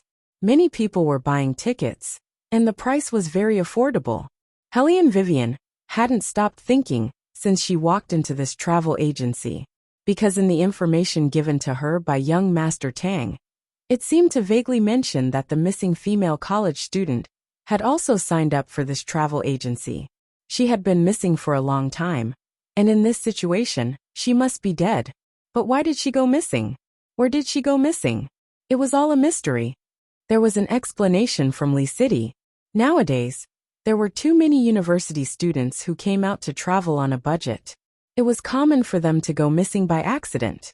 There were also those who ran into danger while trying to escape the fair, and took the small path up the mountain, never to come down again. Yes, that was correct. Indeed, such a situation would occur. However, the more this was the case, the more Helly and Vivian felt strange. This was because this missing college student was not a poor traveler. Although she had booked a youth tour, it was a special room, and the price was not cheap. Moreover, she had flown all the way here, and even signed up for a tour group. No matter how she thought about it, there should not be an accident. The family of the female university student thought so too. So they had been asking for an answer from Lee City. The answer was given, but it was even more infuriating than the first one. In general, it was about a girl who was overjoyed when she arrived at Lee City. She wanted to have a beautiful relationship, but was accidentally sold by someone, and so on and so forth. The continent had always been like this. Many people had never truly respected women. A girl had been raped. They would say that this kind of thing was simply a matter of one's willingness to be beaten, and one's willingness to be beaten. A girl dressed up so beautifully in the middle of the night. Wasn't she looking for trouble? Fuck your willingness to be beaten, and one's willingness to be beaten. A girl dressed up to make herself happy. Why should she be raped just because she was pretty? When Helene Vivian saw this excuse, her fingers clenched the information in her palm. It was because of this that she wanted to investigate this case thoroughly. She could understand the feelings of a family member. No mother would want her daughter to be talked about like this. The missing victim was obviously her own daughter, but she had to be slandered like this. Even the reason given was so chilling. Helene Vivian lost her mother when she was young. So when she saw the information about a mother who ran from the capital to Lee City for her daughter, back and forth trying to get an answer, Helene Vivian made up her mind at that time. She must give the other party a perfect answer, even if the answer would hurt her more. However, Helene Vivian knew that sometimes a mother just wanted to know what happened to her daughter. Helene Vivian thought of this and closed her eyes. When she opened them again, she was already shrewd. Before she walked to the counter of the travel agency, she was warmly stopped by a tour guide and asked if she needed any help. Since she was a tourist, of course, she had to ask about the scenic spots. Fortunately, Helene Vivian was very concise. She asked a few questions in less than a few minutes. The tour guide was very patient when she answered. After Helene Vivian understood, she said, "Then I'll think about it. If I want to play tomorrow, I'll contact you." Okay. This is my business card. Please keep it well." The tour guide gave the business card to Helene Vivian. When she went out, she even greeted the taxi driver. It was obvious that the two of them knew each other.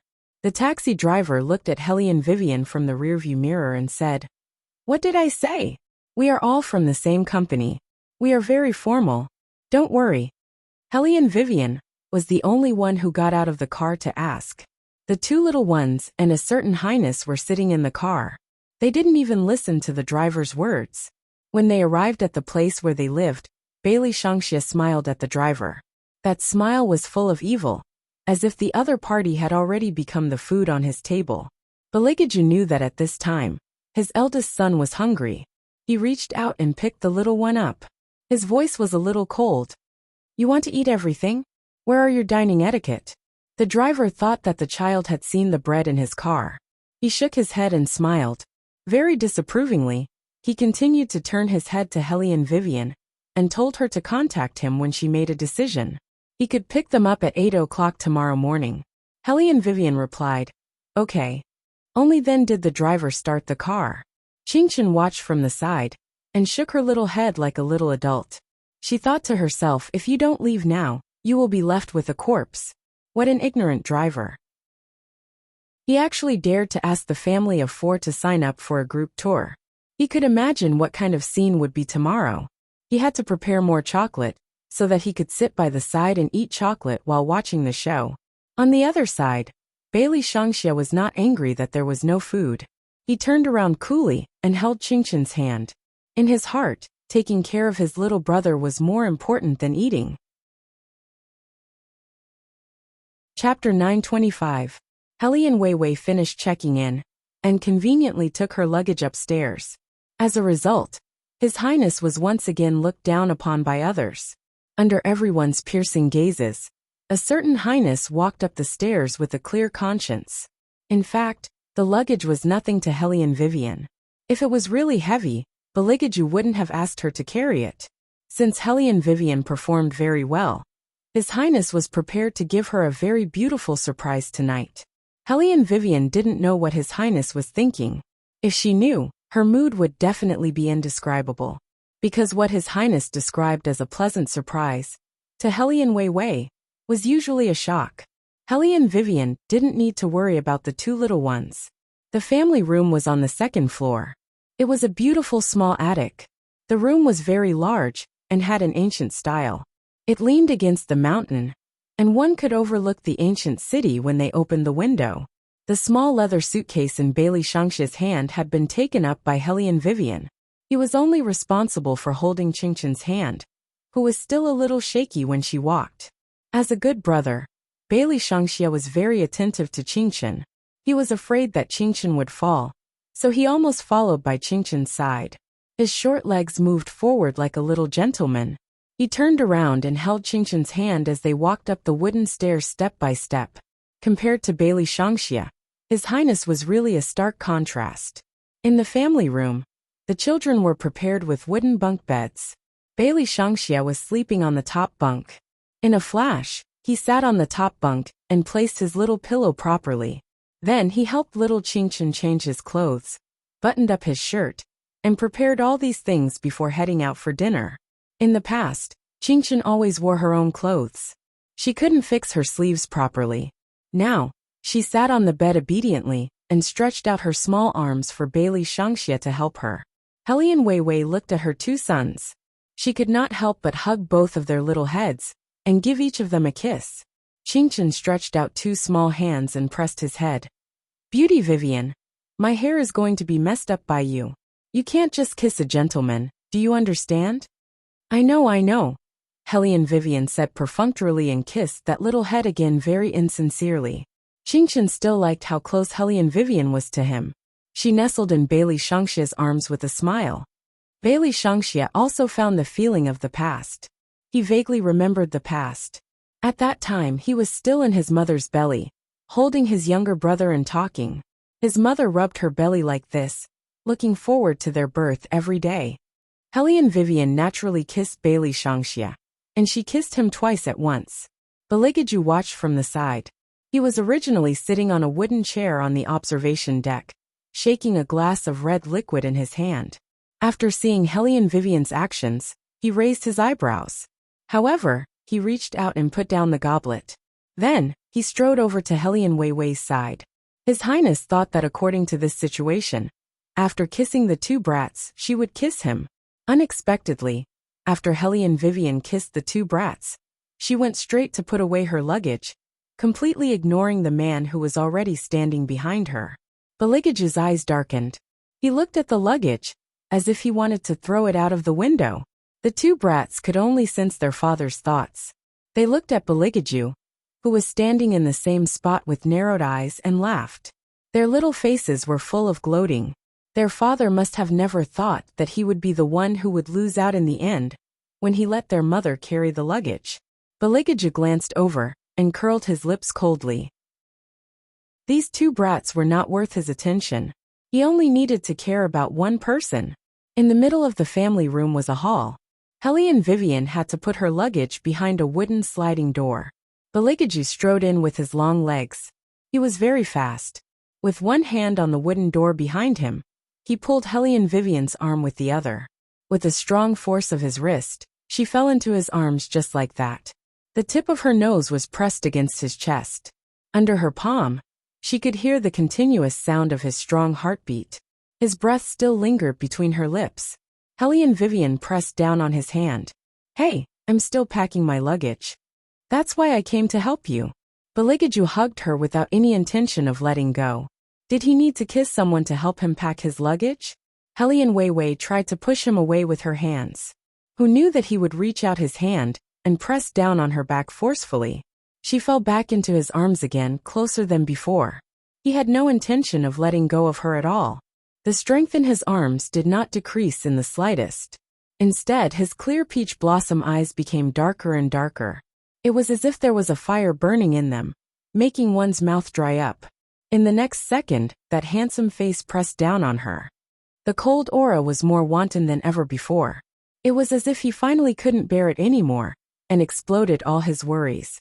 Hellion Vivian only felt pain and numbness from his caressing. Even her legs felt weak. However, he had no intention of letting her go at all. With full patience, he kissed her gently as if he was coaxing her. The kiss gradually came to an end. Helene Vivian's vision was already blurred. She let him put her down on the floor. Bang. The wooden door was kicked open by Bailey Shangxie coolly. With a sly smile on his face he said, "I'm hungry. Let's go downstairs to eat." Baligaju took a deep breath and turned his head. His eyes darkened slightly. He reached out and picked up Bailey Shangxie. With a mischievous smile he said, "It seems that our conversation just now was not deep enough." Bailey Shangxie looked at his father vigilantly. He wanted to slip away. "It's already very deep. I want to take my younger brother downstairs to eat." Baligaju picked up his son and exuded a demonic aura. "Before eating, it's best to exercise. Otherwise, how can you take good care of your younger brother?" "I can take good care of my younger brother without exercising." Bailey Shangxie instinctively felt that it was dangerous. Baligaju did not give him any chance to refuse. He directly pressed the little one down and said in a low voice, "After 100 frog jumps, we will go downstairs. Maybe you want to go back to the demon world more?" Bailey Shangxie did not want to go back to the demon world the most. As soon as Baligaju mentioned this matter, he immediately became obedient. When Helene Vivian came over to ask, Bailey Shangxie did not complain. He was afraid that his vengeful father would throw him into the demon world. "Shangxie and I will exercise for a while first," Baligaju told Helene Vivian. His tone was extremely evil. Chapter 926. Helene Vivian more or less knew what was going on, but she didn't really care about it. After all, in her eyes, this was also a way for father and son to communicate their feelings. Although their family's way of communication was a little different from other people's. 1, 2, 3, 10. In the room, the little one held his head coolly, kicked his legs and jumped forward. Baligaju looked at him lazily, crossed his legs and leaned against the door. "Little brat, who taught you that after 4 is 10? Bailey Shangxie, are you challenging my intelligence? I thought you would become kinder after you found mother." Bailey Shangxie snorted coldly, jumping and talking at the same time, looking cool and cute. Baligaju lowered his head and flipped through the information in his hand, not feeling the slightest bit because of his son's accusation. "Facts have proven that it was all your imagination. Also, don't think that I don't know what you are thinking. Compared to you interrupting my good deeds and constantly slandering me, this punishment is considered light. Continue to jump. There are still 80 more." Bailey Shangxie wailed, holding his little head and jumping up and down again. After 10 minutes, Baligaju put on his sunglasses, held Bailey Shangxie's hand, and went downstairs to eat. As for holding hands, Bailey Shangxie was against it. Baligaju looked at him indifferently. "Do you want your mother to know that we don't have a good relationship?" He only knew how to use his mother to pressure others. Bailey Shangxie disdained his father's shamelessness, but he didn't want to show anything bad in front of his mother and younger brother. It had to be said that in terms of acting, the father and son were extremely imaginative. The food in the inn was very delicious, and it was highly recommended on the internet. They even thoughtfully prepared barley tea. Helene Vivian ordered a table full of dishes and put Qingshan on a soft chair. Qingshan's table manners had always been very good. She was holding her own small bowl and chopsticks, and there was a white napkin in front of her clothes. When she saw Bailey Shangxie coming, she took the initiative to prepare her brother's bowl and chopsticks.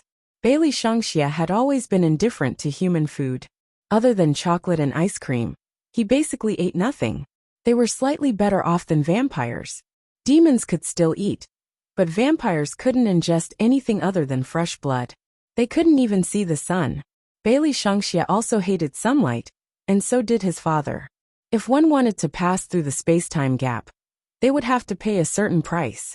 Especially when this space-time gap was torn open by his father, the loss would be greater. His father had never told anyone about this matter. Perhaps only he, who was also a demon, knew about it. As soon as he walked into the restaurant, Baligaju took off his sunglasses. The moment his face was exposed, both the diners and the staff in the restaurant couldn't help but look at him. Too handsome. He looks like someone who walked out of a comic. His hair is still silver. Is it dyed? I don't think so. He should be a mixed blood. Look at his child's eyes. They are red and bright like gems. Are all the children overseas so good-looking? You didn't see the child's mother. When I was serving the dishes just now, I took a look. Oh my God, she is so beautiful. She has no makeup on. She is super nice. When she was ordering, she kept smiling at me. She is very elegant. Also, she is with her little son. He is tying the napkin by himself, just like a little prince. This is a winner in life. Not only is her husband handsome, but her 2 sons are soft and cool. Oh my God. This woman must have saved the galaxy in her previous life. Helene Vivian had always been good at self-restraint. When she heard the girls talking like this, she turned her head and smiled at them. That kind of smile seemed to obscure her gender, with a different kind of evil charm. The girls had a better impression of her. They were eager to take photos of this family of 4. But when they pressed the button to take photos, their phones all crashed at the same time. It was as if all the power was suddenly taken away. It was very strange. All their attention was on their phones, so they didn't notice that when Bailey Jadua put down the wine glass in his hand, there was a flash of light in the bottom of his eyes. Bailey Shangxia didn't care who took photos of him. Anyway, his first thought after coming to modern times was that he wanted to be a superstar in the future. Since he wanted to be a star, of course, he had to get used to various kinds of cameras. However, he was very clear in his heart that with his own father's possessiveness, he would never allow his mother to be taken photos of casually. Helene Vivian, as before, buried her head and ate. Her whole little face was bulging. When she saw delicious food, she would always put it on Beligaju's plate. Beligaju couldn't eat more than 2 mouthfuls. His arm was on the back of her chair. Most of the time, he was putting food on Vivian's plate. His posture was indescribably gentle. The 2 little ones ate very well, especially Qingchen, who was biting the small ribs in her mouth. She looked very cute. Bailey Shangxia's job from beginning to end was to roll up his little brother's sleeves. After dinner, Helene Vivian took the adults and the 2 little ones into the ancient city for a walk. The ancient city of Li City was very beautiful, especially at night. There were all kinds of lights and feasts. There were all kinds of snacks, indescribable small shops with ethnic characteristics, and melodious songs in the Westerner street. Little Qingchen had eaten too much for dinner. He kept rubbing his little belly and swaying as he walked. Bailey Shangxia held her hand. From time to time, he lowered his head and said a few words to his little brother. The 2 little ones whispered in each other's ears. The general content of the conversation was that when they returned to the kindergarten, they must accept a lot of underlings. Little Qingchen concurred in agreement. Helene Vivian listened in the front and was very confused. Why did she always feel that her sons were raised astray? The 2 little ones were very obedient. Qingchen encountered a large dog on the road. Suddenly, she stopped and ran towards Helene Vivian. Beauty Helene Vivian, Xiaohei hasn't been out recently. Helene Vivian didn't say anything. Beligaju narrowed his eyes, then reached out and pinched his eldest son's ear. A black earring used to suppress the magic appeared on Bailey Shangxia's ear bone. Almost instantly, a demon dog with black fog all over its body appeared in front of Qingchen. Its hair was black and dense, like a mixed-blood Tibetan Mastiff. It immediately attracted the attention of the people on the street. The demon dog was very obedient to its little master. It followed the 2 little ones obediently throughout the whole process, never leaving their side. Right at this moment. Chapter 927. There was a commotion in front of them. It seemed like someone was fighting. It sounded like it was because of a tourism dispute. Helene Vivian's eyes paused for a moment. She raised her eyes and looked in the direction of the commotion. Usually, it wouldn't be serious in this place.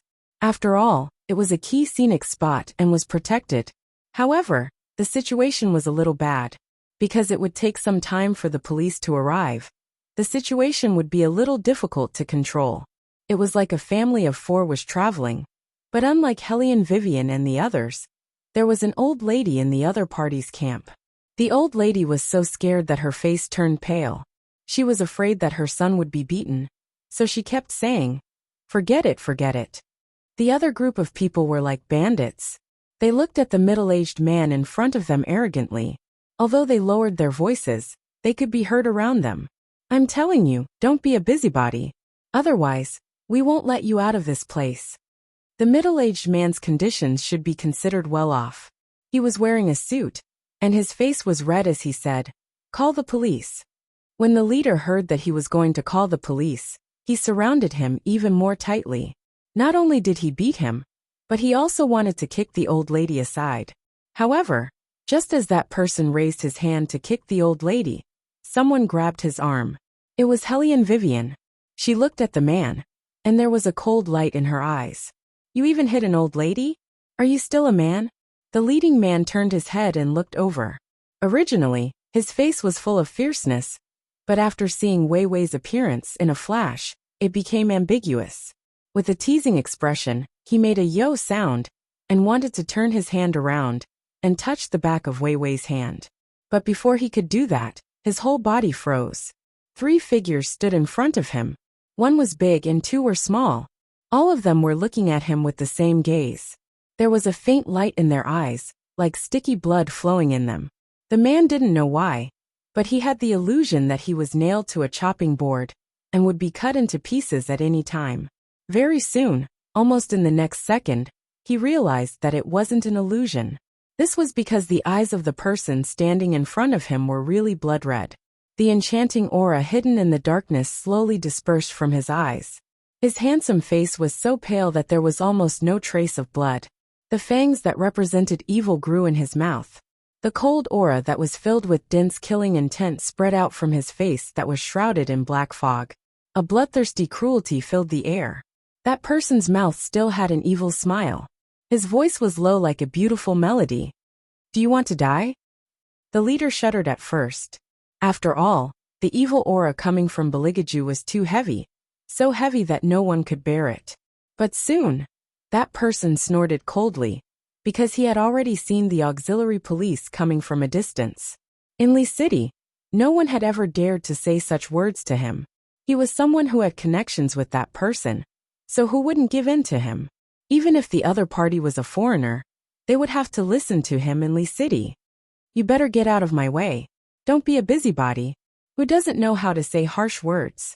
You still ask me if I want to die. Let me tell you, if you dare to interfere in this matter today, don't even think about leaving Lee City. I have people above me. Be careful not to kill you. The man's face was full of fierceness. Beligaju smiled. Without saying anything, he directly stretched out a pale and colorless palm. In a strange posture that tore through the darkness, he went straight for the man's neck. Coldness was the first thing that entered the man's mind. Then it was pain, and finally it was panic. This was because he was being strangled by the neck and was lifted into the air. The feeling of his feet leaving the ground made him lose his center of gravity in an instant. His lips began to tremble slightly. Fear filled his eyes. He hissed and gasped. Let go. Because his throat was tightly strangled, it was extremely difficult for the man to even open his mouth. His legs were thumping, as if he was calling for help. Let go of him. All the auxiliary police officers ran over with electric batons in their hands. However, Beligaju acted as if he did not hear anything. The corner of his mouth was filled with viciousness. That was a killing intent that had not been shown for a long time. His 10 ivory-like fingers were as strong as white jade. With a cruel and irresistible force, he tightly squeezed the man's neck, making it hard for him to budge. Perhaps this was the once famous overlord who ruled over the demons. Help! Help! The man wailed like a ghost and howled like a wolf. His face was distorted and pale. Hellion Vivian knew that this was not the time to kill anyone. She was not worried about anything, but mainly she did not want His Highness to have too much blood on his hands. Her principle of doing things had never changed. Evildoers should be punished by everyone. It was never for their own selfish desires. As Hellion Vivian thought about it, she reached out and hugged His Highness from behind. Only then did that soaring hostility calm down. Beligaju casually threw the man aside and raised his eyebrows at Hellion Vivian. Why are you acting coquettishly? Hellion Vivian was speechless. She had only stopped him for a moment. Was that considered acting coquettishly? She had to admit that His Highness's definition of coquettishly was really broad. Beligaju pulled Hellion Vivian over with a smile. His entire body was as noble as a flower, forming a strong contrast with the person who had fallen to the ground like a dog eating feces. That person exhaled and wanted to stand up and teach Beligaju a lesson. The person behind him reached out and pulled him back, reminding him in a deep voice, "The auxiliary police officers are here." The person in the lead spat fiercely. Before the real victim could speak, he started talking to the auxiliary police officers who had rushed over. They were all speaking in the local language. Although Hellion Vivian couldn't understand, she could tell from their attitude how rude this person was. Barbaric and uncivilized was probably referring to this kind of person. However, it was obvious that the auxiliary police officer and the person in the lead knew each other. After all, they were locals, so it wasn't strange that they knew each other. The auxiliary police officer had probably encountered this kind of thing too many times, so he could be considered to be impartial. First, he asked the group of people to leave, then glanced at Hellion Vivian and the others. Finally, his gaze landed on the middle-aged man who had been beaten up. He was more or less impatient. "I roughly understand what happened between you. Everyone knows that there's no price for jade. If you think it's worth it, then it's not worth it. If you don't think it's worth it, then it's not worth it. It's not good to make a fuss over this kind of thing." After hearing the auxiliary police officer's words, the middle-aged man's heart surged with indescribable disappointment. He originally thought that as long as the person in charge came, he would be able to give him an explanation. However, when he saw this scene, he really didn't know how to describe the feeling in his heart. Then, he looked at the panic on his old mother's face and the worried gazes of his wife and daughter. He gritted his teeth and said, "I can't just let this go." Chapter 928. Then what else do you want? The voice of the auxiliary police officer also became louder. "It's just a small matter, right? Do you have to make the old man suffer too?" The middle-aged man did not speak, but his hands were clenched into a ball. Only he himself knew how sullen his heart was. He originally spent money to have fun. Who knew that he would be bullied to this extent? The few locals' faces were full of pride. They looked at the middle-aged man condescendingly, then glanced at Beligage's direction, as if saying that after I've dealt with him, I'll deal with you. Seeing that the middle-aged man remained silent, the auxiliary police officer's attitude softened. He reached out and patted his shoulder. All right, go back, have fun in Lee City. Such a beautiful scenery. You can't see it no matter how much money you spend." Upon hearing this, Hellion Vivian's eyes flashed with layers of coldness. Qingchen knew that it was the precursor of her anger. Sure enough, in the next second, Hellion Vivian spoke. "Excuse me, can you not see the injury on this gentleman's face? According to Article 384 of the criminal law, those who deliberately hurt the body of others shall be sentenced to imprisonment of not more than 3 years, criminal detention or public surveillance. It's obvious who is the victim in this matter, who is the one who did it, these few." As she spoke, Hellion Vivian reached out and pointed at the leader. Starting a brawl and hurting others. Shouldn't he be the one being interrogated? "You smelly." The leader saw Hellion Vivian pointing at him, and immediately became angry. The anger that he had just suffered exploded in an instant. He waved his hand, wanting to hit Hellion Vivian.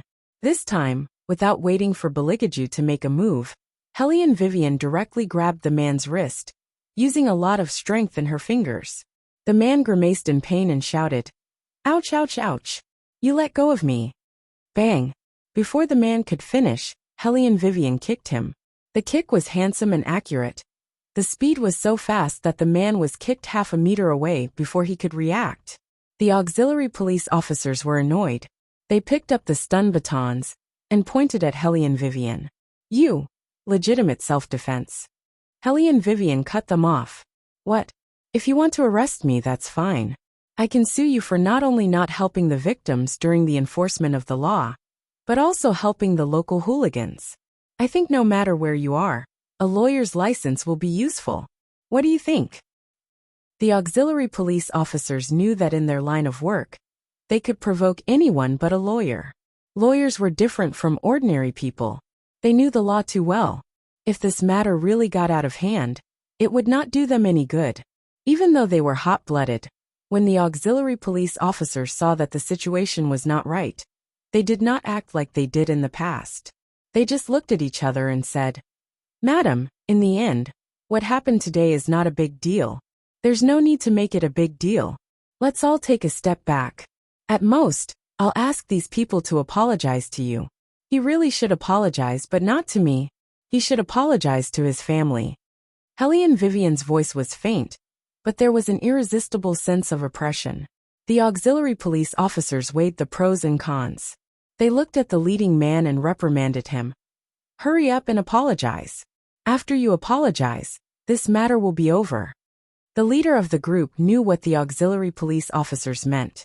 If a lawyer was involved in this matter, it would not be easy to handle. After all, Lee City was their territory. If he apologized today, he could wait until there was no one around tomorrow.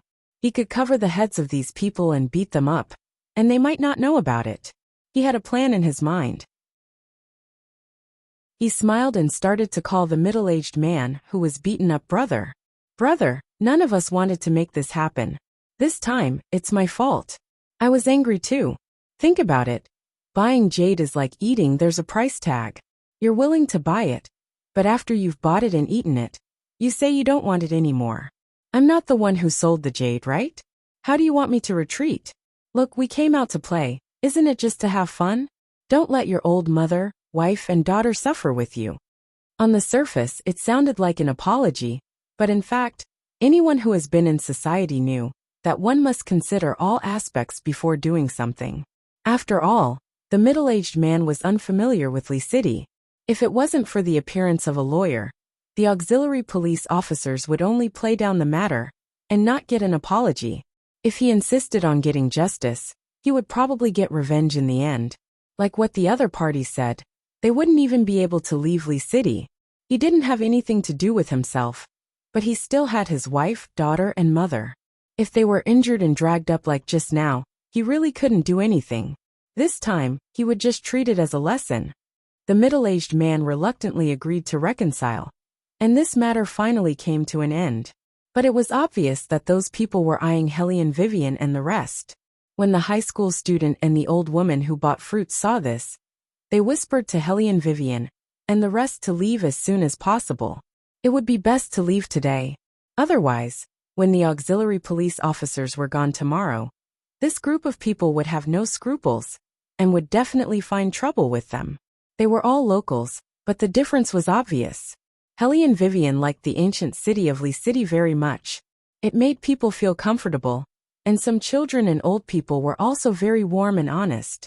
But there were some phenomena that she had to pay attention to.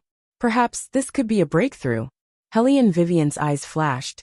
She carefully connected all the information in her mind and seemed to have gotten some answers. The middle-aged man came over, and the whole family sincerely thanked Hellion Vivian. "Thank you so much for just now. If it wasn't for your help, I really don't know what the consequences would be." Hellion Vivian waved her hand and smiled. "Just what exactly happened? Why did you guys fight? Do you mind telling me? Is that person a jade salesman?" "No, not a jade salesman."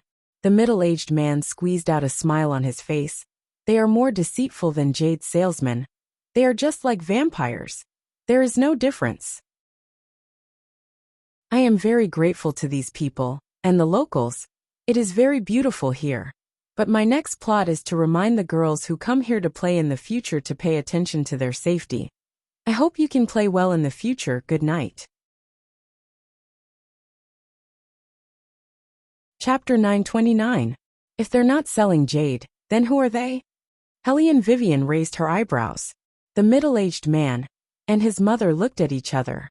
Their eyes were filled with fatigue. His wife let out a long sigh and shook her head. "It's all my fault. What does this have to do with you? Anyone would have thought that they would be so deceitful." The middle-aged man turned his head and said to Hellion Wei, "Here's the thing. My mother is too old and my daughter is still young. So my wife and I thought that we shouldn't go out alone this time.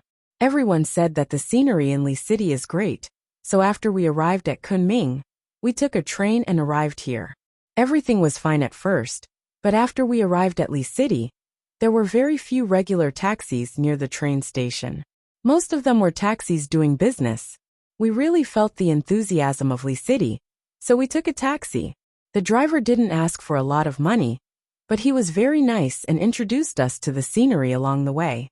Then, he asked if we had booked a hotel, and if we didn't have a place to stay, he could recommend it to us. I thought he was a nice guy, so I chatted with him for a while and told him that we had booked a hotel, so we were going to have some fun here. The driver didn't force us to stay at his place. Instead, he was very enthusiastic and said that it was good to stay in the ancient city. At night, we could go to the Westerners Street. However, he said that since we were a family of 4 and had an old mother, it would be best if we could sign up for a tour. There were some places in Lee City that were still very tiring, such as Tsang Mountain and Huanghuai. These were not very convenient. At first, I planned to rent a car and drive to Huanghuai after arriving in Lee City. Since Tsang Mountain was a scenic spot, it was better to sign up for a tour, so I followed the driver to the travel agency he recommended. There were many people in the travel agency who were here to sign up for a tour. After seeing them, I felt relieved and paid the money to one of the tour guides. The tour guide was none other than Director Liu, who had just fought with me. At first, he was very considerate and spoke in the local dialect. He even said that we didn't need to worry about the next day, as he would send the driver to pick us up and send us to the tour bus. There were many individual tour groups like this in Lee City. Under normal circumstances, there would be 2 attractions a day. The first attraction would be to visit the biculture, and the second attraction would be to visit the Romance Island in Nanzhao. My wife and I didn't think much about it. The next day, the driver who had picked us up from the train station sent us directly to the tour bus. There were about 30 people on the tour bus, all of whom were individual tour groups. Along the way, Director Liu introduced us to the local customs of Lee City and told us the story of her tour group. She also told us the joke of a brother and sister who had bought a jade bracelet. She said that Lee City was very close to Myanmar, so it was very convenient to obtain raw materials. The price of jade was very cheap, and there was room for promotion if you bought it back. After she finished talking, she brought the group of us to a jewelry store in Lee City. The store looked very formal. Initially, I didn't have any intention to buy anything. My wife had always been good to my mother. She said that my mother's birthday was coming up soon, so she wanted to buy a jade bracelet for the elderly. Everyone knew that jade was good for the elderly, but the price of the jade bracelet was a little high, about $20,000. I was a little hesitant. The sales assistant was very professional. She held a mobile phone and taught you how to look at the purity and transparency of the jade. She said that if I was still worried, I could go to the appraisal office on the first floor to have it appraised. They were all A-grade jade, and after the purchase, they would issue a national appraisal certificate. Hearing the sales assistant's words, I was tempted. After all, this area was indeed very close to the jade production area. I thought that there shouldn't be any problems, so I let my wife pay for it. After all, it was her filial piety. At that time, my mother kept saying that she didn't want it, but I could tell that my mother liked it very much. In the end, after we left the jewelry store, the tour guide brought us to a silverware store. After a while, I realized that something was wrong. Wasn't it supposed to be a purely recreational tour? Where was the cultural tour of the Bai people? Why was it always about buying things? After the silverware store, we went to a tea shop. Indeed, the tour guide talked a little about the Bai people's culture. He said that the local people called the girls golden flower. However, after drinking tea, the girls who made the tea asked us to buy tea leaves to drink. I began to have doubts in my heart. I didn't even want to take the cruise. Before I confirmed it, I didn't dare to tell my mother and wife. However, spending money was a small matter, and my mother was already very tired. No one would be able to stand shopping like this. The first thing I did when I returned to the hotel was to make a call. I asked my friends if they knew anything about jade, and if they could help me appraise a piece of jade. After about an hour, my friend called and said that if I bought the jade bracelet in the mall, it would be worth at most $3,000. After hearing this answer, I was dumbfounded. I had expected the price to be high, at most $2,000 or $3,000. However, I didn't expect the bracelet to be worth less than a fraction of that price. I couldn't accept the fact that the real thing was worth so much less than the purchase price. I thought back to the time when I was introduced to Jubilee jewelry. I had seen on the official website that you could request a refund within 30 days. Therefore, I immediately contacted the after-sales staff of the Jubilee Jewelry Mall. The first thing they said was that they didn't want a refund. They told me to find the tour guide and ask the person who brought me to the mall to talk to me. The official website said that you could request a refund within 30 days. I had no choice but to call Director Liu that very night. When he heard that I wanted a refund, he changed his attitude completely. He mocked and ridiculed me, saying something like, "If you don't have the money, then don't come on this trip. How can you return something that you bought?" My mother was in a bad mood because of this. She felt that it was because of her that we had wasted our hard-earned money. My original intention of giving her the jade was to make her feel better. I didn't expect that it would backfire. My family listened to the tour guide's words on the phone. I felt angry and sad. We came on a trip to have fun, not to spend money to be scolded. I was so angry that I said that I wanted to complain to him, who knew that he wasn't afraid at all. He even sneered and told me that I could complain to him however I wanted. I didn't expect that there would be such an unreasonable person in this world. My chest was filled with anger, and I wanted to seek justice. Who knew? Chapter 930. The complaint line is either busy or unanswered. The middle-aged man laughed bitterly. In the end, they just ignored it. Now my heart is cold. The old woman patted him on the side, and her voice was a little hoarse. Forget it, just treat it as spending money to buy a lesson. We can't afford to offend them.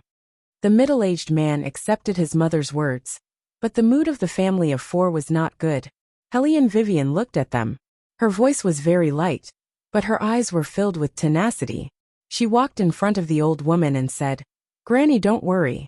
I will definitely make you return this jade bracelet. Keep the certificate and bracelet well. Don't drop them, and don't touch this bracelet. In 2 days, someone will give you an explanation."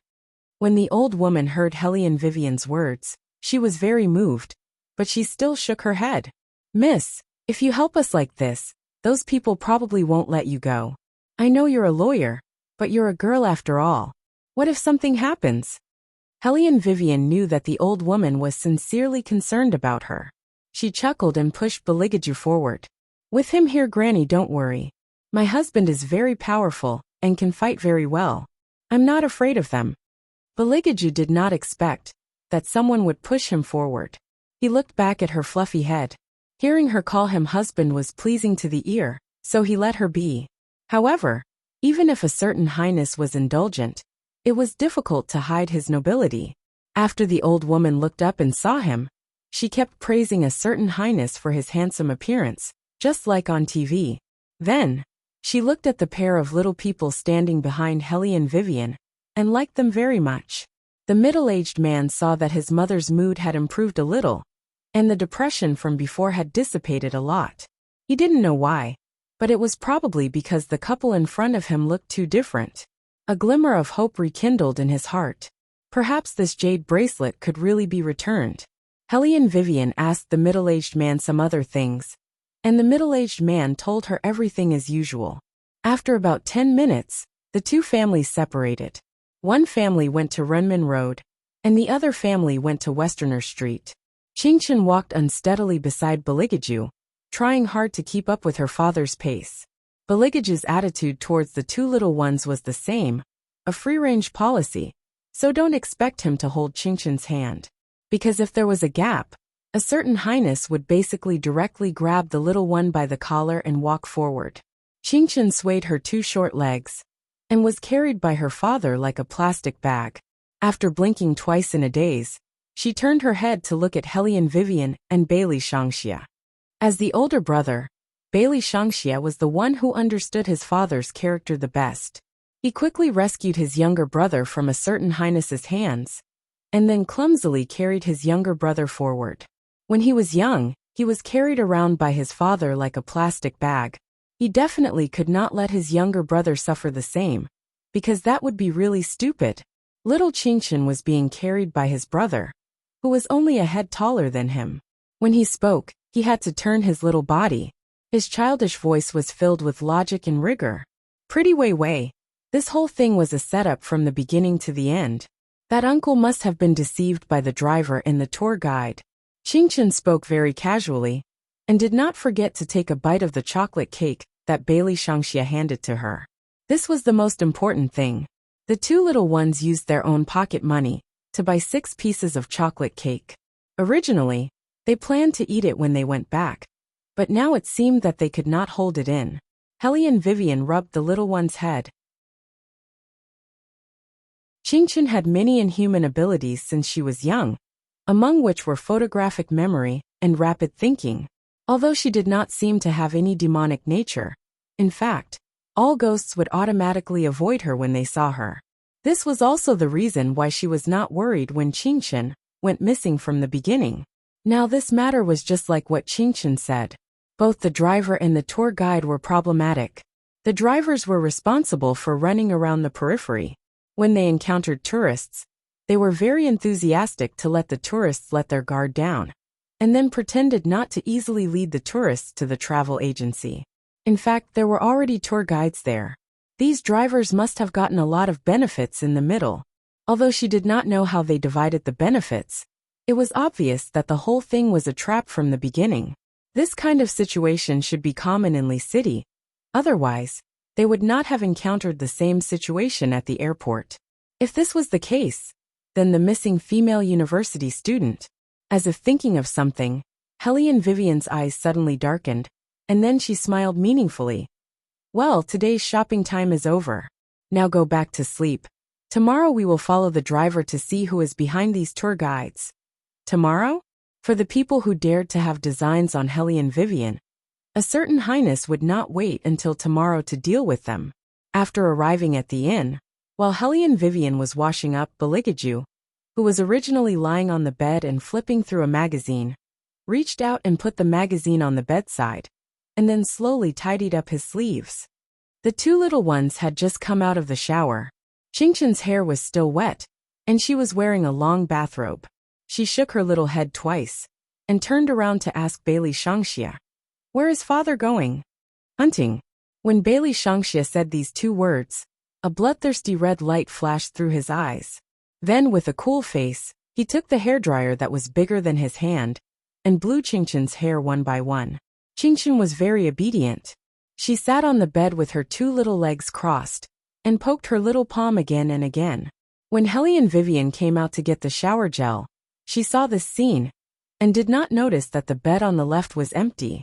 She took a photo of the 2 little ones with her mobile phone, and posted it on her WeChat moments.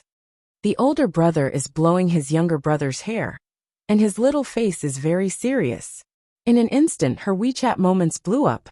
The rough men really could not sit still, especially old A, who held his mobile phone and typed hard, requesting to leave for Li City immediately. Of course, there were also dissenting voices.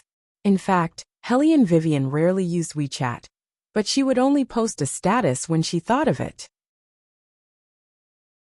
This status was probably more than a year ago from the last one, and such a sudden move happened to coincide with the time when everyone was using WeChat. Naturally, it was seen by her former classmates. At the dining table of a restaurant in the capital, someone pointed at the mobile phone and said to Lady Cheng, "Meng Meng, look, it's that Hellion Vivian who used to compete with you for the campus belle. She even has a son, and 2 at once, and both of them are so handsome." Chapter 931. I saw her at the entrance of Qingqing's kindergarten 2 days ago. Her child looks good, but it's a pity that she wasn't taught well. Her character is a little irritable, and she even quarreled with Chengcheng. But she's a child after all. It's normal for children to quarrel. I Weiwei have to take care of my child alone. Not only do I have to send my child to and from school every day, I also have to repair cars for others. My life is tough, but I didn't do anything to her. After all, we were classmates before. She's raising a child by herself?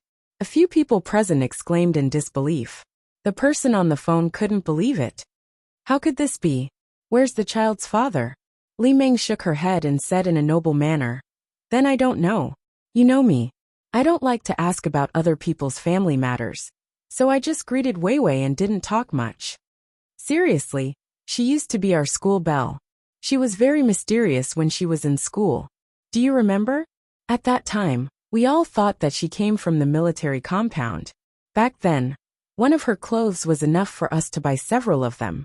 So many boys in school came to the law school, just to catch a glimpse of her. I didn't expect that it would end like this.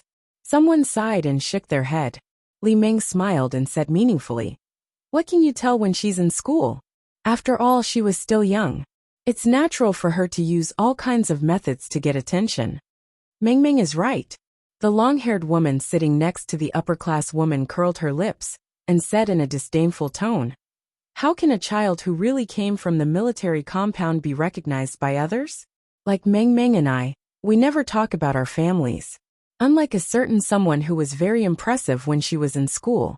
After graduation, everyone thought that she went abroad. She pretended to be so, but in fact she's just a car mechanic. Haha, interesting. These words were offensive.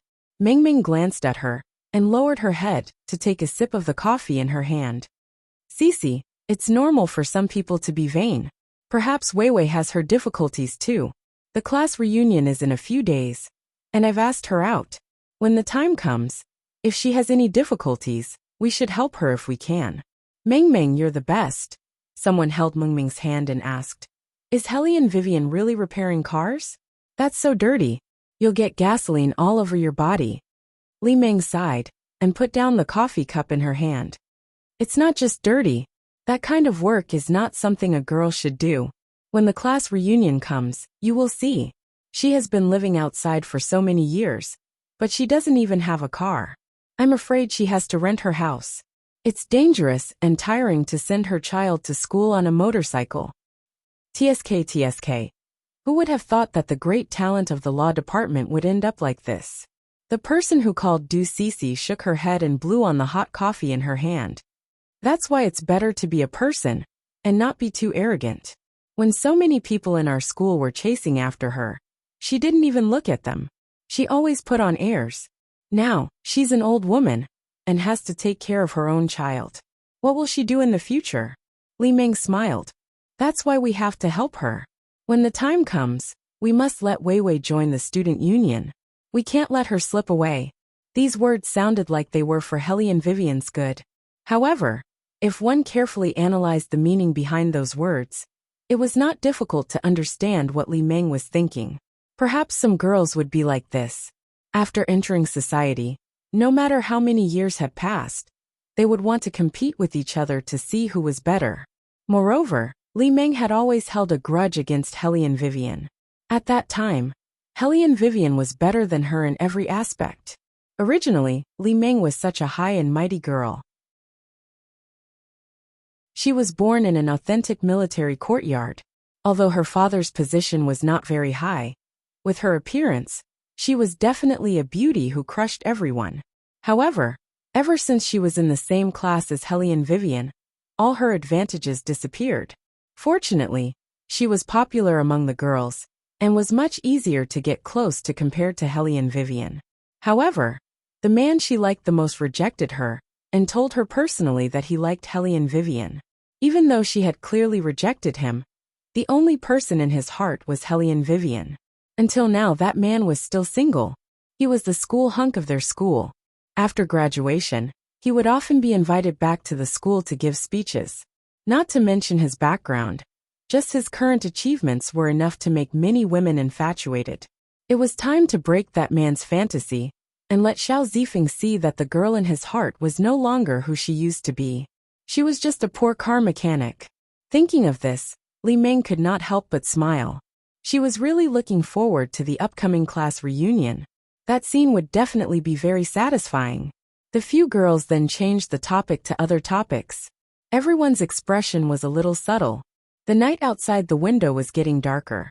At the same time, in the old alley of Li City, in the early hours of the morning, The number of tourists on the streets gradually decreased. Occasionally, one could hear singing coming from the Tsongshan gate. A few locals gathered together and walked out of the alley. One of them was the tour guide who beat people up today. He and his brothers had just finished eating barbecue, and the smell of alcohol still lingered on their faces. Someone said in his ear, "Big brother, that female lawyer today is not bad looking, but she's a little difficult to deal with." "What are you afraid of? We have people behind us." Director Lu sneered and shouted to the front. "Remember, you don't have to be afraid of anything. If she continues to be a busybody, someone will take care of her tomorrow night." That female university student was the same. She insisted on causing trouble. Although I wasn't the one who led her, I still know the result. Those who obstructed that person's path and tried to expose this matter will not have a good ending. When the time comes, if that female lawyer doesn't listen to us, we'll deal with her. You can do whatever you want. When Director Lu finished speaking, the few of them were still laughing. However, after a few seconds the laughter stopped. Director Lu suddenly bumped into the people in front of him and said unhappily, "Hey, what's wrong with you guys? Why didn't you stop?" The two people in front did not respond at all. However, the one standing in front of him began to tremble all over. Chapter 932. Director Lu cursed under his breath. Then, under the influence of alcohol, he pushed the person away. He saw a black figure standing not far from them. He wasn't holding anything in his hands, and the finely crafted white gloves accentuated his flawless fingers. However, he reeked of blood. The cold night cast a shadow over his body. Black feathers appeared out of nowhere, falling from the sky and landing at his feet. Director Lu was on guard. He took a closer look and sneered. "I was wondering who it was. So it's you. I didn't go looking for you, but you came knocking on my door." As he spoke, he winked at the person beside him. However, the person did not move an inch. His eyes were shaking, and his face was filled with fear. Director Lu clenched his teeth and was about to push him away when the black figure slowly raised his eyes. His beautiful peach blossom eyes were completely dyed red. He looked like a vampire aristocrat in the movies who had turned into a demon, exuding a menacing aura that made people want to run away. The more handsome he was, the more dangerous he was. The more he smiled, the more darkness surged out from behind him. It was as if there was something behind him. Director Lu was so scared that he woke up from his drunken stupor. His face was pale and he wanted to run, but no one gave him the time to do so. The black shadow looked at him and slowly narrowed his cold eyes. In an instant, countless demons surged out from the darkness and bit the person in front of him to the side. Hot blood splattered everywhere. "Ah!" A blood-curdling scream echoed through the long alley. Director Lu could only watch helplessly as his companion was snatched away. Blood and flesh splattered all over his face. He wanted to scream, but he realized that he could not make a single sound. Fear swept through his body like a tidal wave. Other than the desire to live on, there was nothing else in his mind. He even wanted to kneel down and beg for mercy, but the darkness had already begun to approach him. Under the light cast by the moon, a devilish silhouette was reflected in the light. Amidst the sea of blood, that slender figure spoke in a low voice with a hint of laughter. His voice was very pleasant to the ears, but it also contained an aura that didn't belong to the mortal world. It was like the chanting of a demon. "I'm not as good-tempered as Weiwei. I'll deal with you all tomorrow." The black feathers fell. It took only a few minutes. The long alley was plunged into darkness, as if no one had ever existed. The figure watched the scene and curled his thin lips. He walked away with long legs and slowly merged with the darkness. After Hellion Weiwei posted on her WeChat moments, she chatted with her brothers for a while. After assigning all the necessary tasks to Monkey and S, she looked up and saw a certain highness walking in from outside. She raised her eyebrows and asked, "When did you leave?" "Just now. I went downstairs to get a bottle of red wine." Bailey Jiaju lied without batting an eyelid. He glanced sideways and reached out to pick up 2 wine glasses. However, when his gaze fell on his gloves, his brows furrowed. Then, he took off the glove on his left hand and casually threw it into the trash can. Then, he turned his head again and met Hellion Weiwei's eyes. Hellion Vivian walked over. "What's wrong with the gloves? Why did you throw them away?" "They're dirty." His Highness stopped her effortlessly and pulled her into his arms. Weiwei always felt that with His Highness' temperament, he shouldn't have dirted his gloves. However, after thinking about it carefully, His Highness's obsession with cleanliness might have flared up, so she didn't think too much about it. She held the wine cup and started drinking. As soon as she took a sip of red wine, she received a message on WeChat. It said that there would be a class reunion in a week, and asked if she would attend. Hellion Weiwei had never liked to participate in these kinds of things. She was different from others. Others would only start working after their 4th year of university. But the reason why she went to university was only to cover up her identity as the Queen of Arms. That was why she chose to study law. Of course, young Master Tang had asked her to choose. In the Tang sect, everyone had a hidden identity. This identity would always be used to hide their true identity. In fact, she hadn't gone to class after her 3rd year of university, so she wouldn't attend any class gatherings. Unexpectedly, before she could refuse, the person on the other side spoke again. "We just happened to meet. Let's talk about your son hitting Chung Chung." "Hit?" Hellion Vivian looked at the phone screen and raised her eyebrows. She swirled the wine glass and looked at Qingchen, who was still poking her palm cutely. She narrowed her eyes. She knew her son very well. Although he never played with children his age, he would not take the initiative to hit anyone, especially humans who were weak in his eyes. In some ways, the three of them were the same. They were extremely arrogant. Qingchen saw that Hellion Vivian was looking at her, so she ran over and held her little head for Hellion Vivian to smell. "Big brother washed my hair. It smells so good." Hellion Vivian felt that ever since Dabao appeared, she was basically dispensable in front of Qingchen. Bailey Shangxia was still wiping the baby golden water on little Qingchen's face and hands. He was doing a very professional job. Hellion Vivian hugged the two little guys and kissed each of them. Then she picked up the phone and replied with one word. "Okay." Her son got into a fight. There must be a reason. She wanted to know how the other party had provoked Qingchen. Originally, when His Highness saw the words class reunion, his eyes began to sink. He had been in the modern world for 3 years, so of course he understood modern life. A class reunion mostly meant that there would be old sentiments. Although Bailey Jiaju didn't like to use this word, but when Hellion Weiwei agreed to go, his fingers paused for a moment. The color of his pair of eyes deepened a lot. Then, he raised his head and finished the red wine in the goblet. His thin lips revealed a faint smile, as if he was planning something.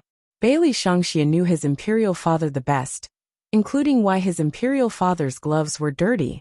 He just didn't know what his imperial father was planning to do to his imperial mother.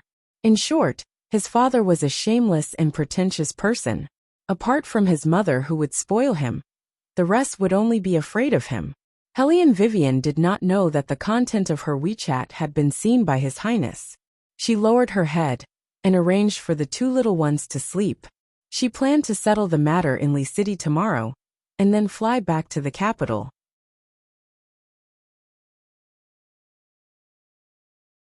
Chapter 933. The driver thought that it was the same as before, that he had encountered a gullible fat sheep. He did not know that the small device hidden in Hellion Vivian's long hair was very advanced. In addition to recording and video, it could also be synchronized to the internet. The driver didn't even realize that his license plate number had been taken down, and his words had been recorded, just like what the middle-aged man described before. The driver brought Hellion Vivian and the rest onto a tour bus, which was specially designed to pick up individual tourists. These buses would depart from a bus station in Li City on time, and each bus was accompanied by a tour guide. Hellion Vivian's tour guide called himself Tour Guide Xiao, a native of Li City. He looked very humorous. During the 10-minute drive, he talked about a lot of local customs. At first, it did not sound like much, but the more he talked about, the more obvious the words about jade became. At this time, some of the early risers on the bus wanted to take a nap on the bus, while others wanted to sit and chat with each other, because they were all here to have fun. After all, The journey to the scenic spot was an hour long. Soon tour guide Xiao was a little unhappy. He glanced at the two girls who were whispering and said, "Don't talk nonsense when others are introducing you. This is polite. Listen to me. The most important thing is to have a good attitude. When you see something you like, you have to buy it quickly. We will arrive at the scenic spot soon. I don't want to see you there. Some people hide in the toilet and don't come out once they arrive at the scenic spot. We guides are not scourges.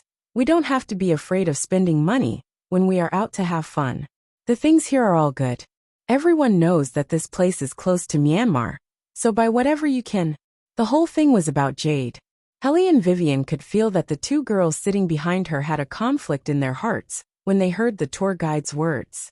They were whispering about something. After arriving at the station, it was the Happy Town jewelry mall that the middle-aged man had heard of before. There were jade pieces everywhere, and there was also a stone gambling area underground. Every stone was marked with a price, and anyone who took a fancy to it could cut it. As the saying goes, one cut can be poor, one cut can be rich. This saying came from gambling on stones. If there was green in the stone, then one could make a fortune. Qingchen was originally very fond of this kind of thing. However, after seeing the stones here, she spread out her little hands. Not a single one of them had much green in it.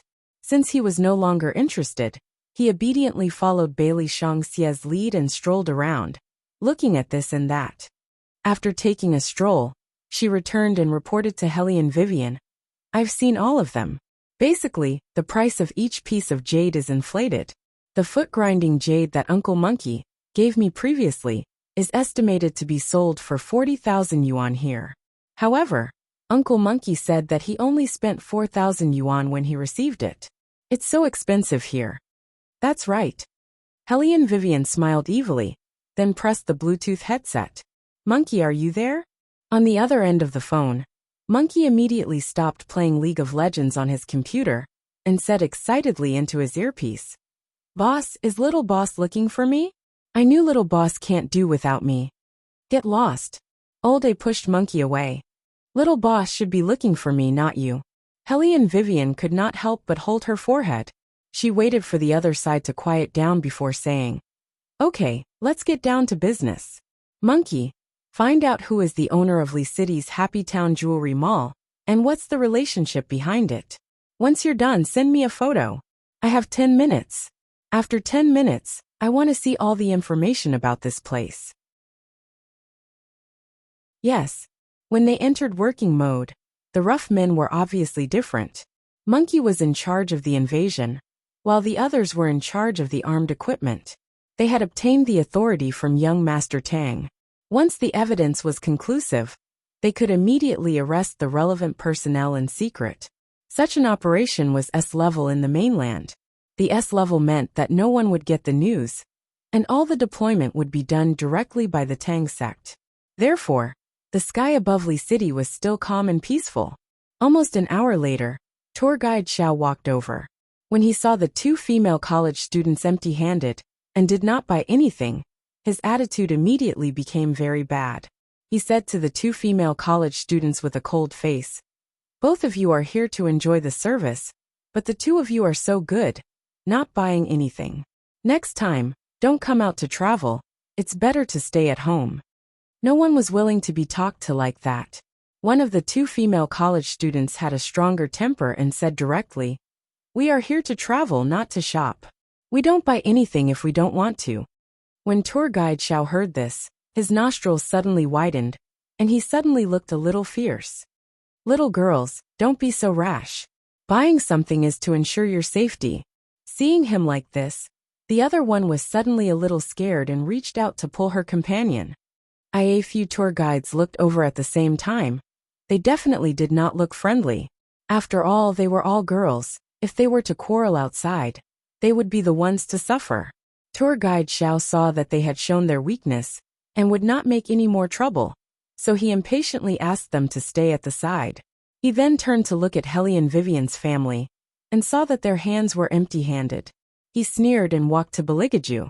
"You guys don't seem to have bought anything either. Brother, I'll give you the same words. Don't come out to travel if you don't have money. If you don't buy anything, How is this different from freeloading? If you are poor, then you should stay at home. No money. Poor. Freeloading? When Bailey Shangxia heard these adjectives, he held Qingqin's hand and slightly raised his head. How much gold, silver and jewelry were there in the demon world? If he told this human being, he would be scared to death.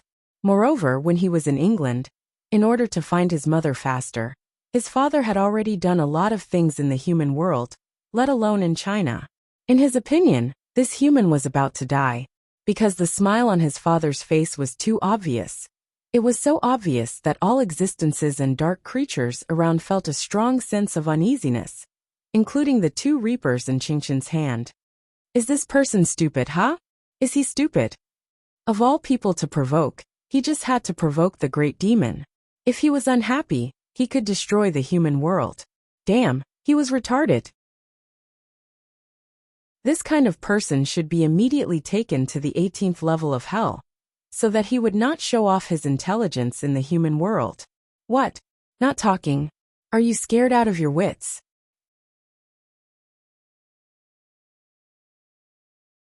Chapter 934. Bam. Before Director Xiao could finish his words, he was kicked into the jade cabinet by Baligaju. He was in so much pain that he flipped back and forth.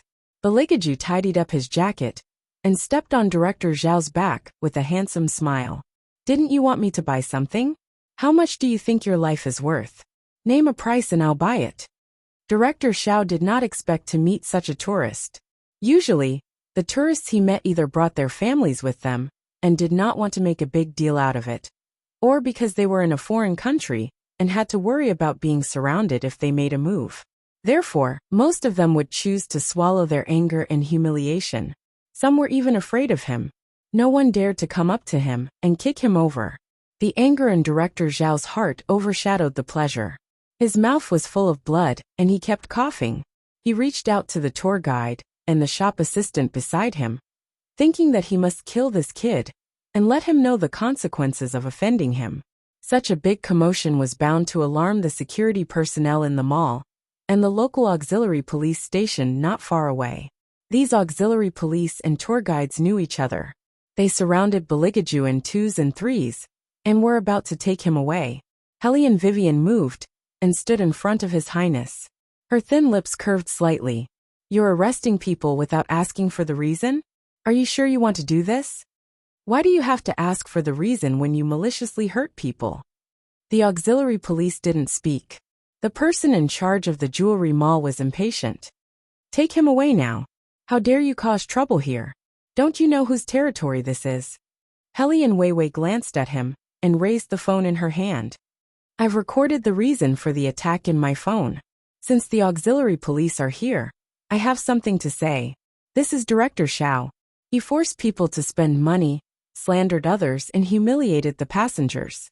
These things are enough for you to take him in and interrogate him carefully. According to the travel regulations, this has violated our rights as tourists. Now I am very suspicious. Does he have a travel permit? Also, is the price of the jade artifact here artificially high? Were the merchants and the tour guides colluding to cheat the tourists of their money? These things have not been investigated clearly. Sorry, we are just defending our legal rights as citizens by beating people up. Why should we be taken away? I think you really won't cry until you see the coffin. The person in charge of the jewelry store was furious. His face was full of muscles. All of our jade wares are A-grade. If you can't afford it, just say so. Why are you stirring up trouble here? Take them away. Take them all away. Hearing this, the auxiliary police began to move. Hellion Vivian looked up at them. Her eyes were as cold as ice. She didn't speak to them, but to the people on the other side of the earpiece. Move. With these 2 words, Monkey started typing furiously on the keyboard. The person in charge and the tour guide were bent on letting Hellion Vivian and the rest have a taste of their wrath. On the other side, Monkey had already sent a few examples of being cheated on during a trip to the Commission for Discipline Inspection in the form of a report. Then, he directly uploaded the video sent by Hellion Vivian to a certain Weibo and began to broadcast it live. This time he didn't immediately make this Weibo popular, because it wasn't time yet. The others were all ready to go, waiting for Helly and Vivian to give the second order. After hearing Helly and Vivian's words, the tourists in the jewelry store were more or less a little apprehensive. They were afraid that they would really buy an overpriced jade. The cash flow at the transaction counter suddenly decreased. The more the person in charge watched, the angrier he became. He looked at Helly and Vivian with eyes full of hostility. He looked as if he couldn't wait to beat her to death. His expression was extremely cruel. After standing up, tour guide Xiao didn't hesitate to speak magnanimously and asked the auxiliary police officers to teach them a lesson. These blind poor people didn't know how to be convinced. Helly and Vivian looked at the nearest auxiliary police officer, who was about to make a move. She slowly raised the ID in her hand and said, "I'm a lawyer. The law I studied tells me that the victim shouldn't be detained in any form. If you don't know this, you can go back and flip through the textbooks.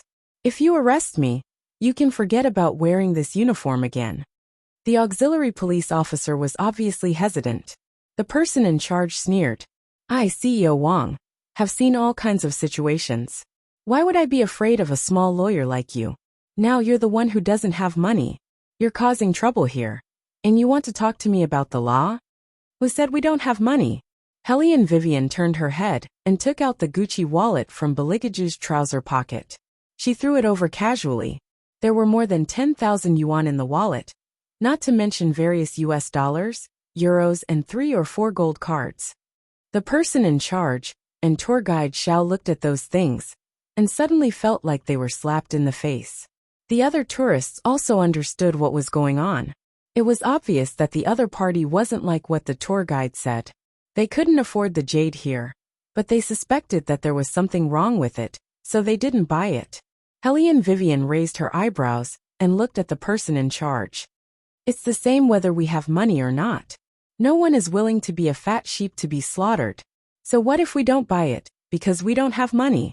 Doing business is all about being willing. If we don't buy it, do you have the right to insult the customers? We're here to have fun, not to look at anyone's face.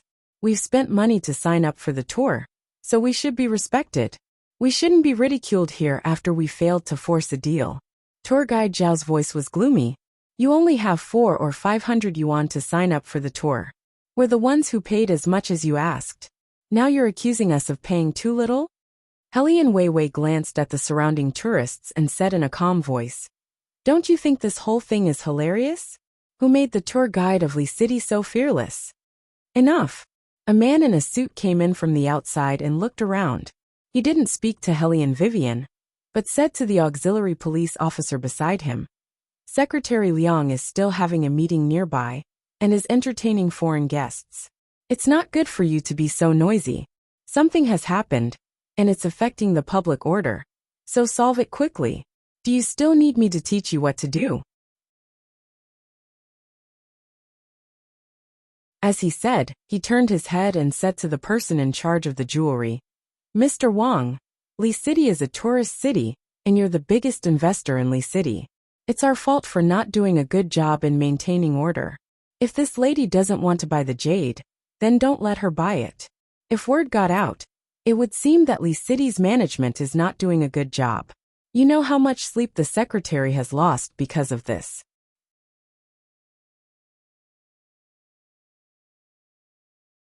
Chapter 935. You're right, Secretary Liu. After all, there is some misunderstanding in this matter. The person in charge of the mall said with obvious respect. Of course, people who come to buy things are willing. We can't force them to buy or sell, right? This lady is overthinking.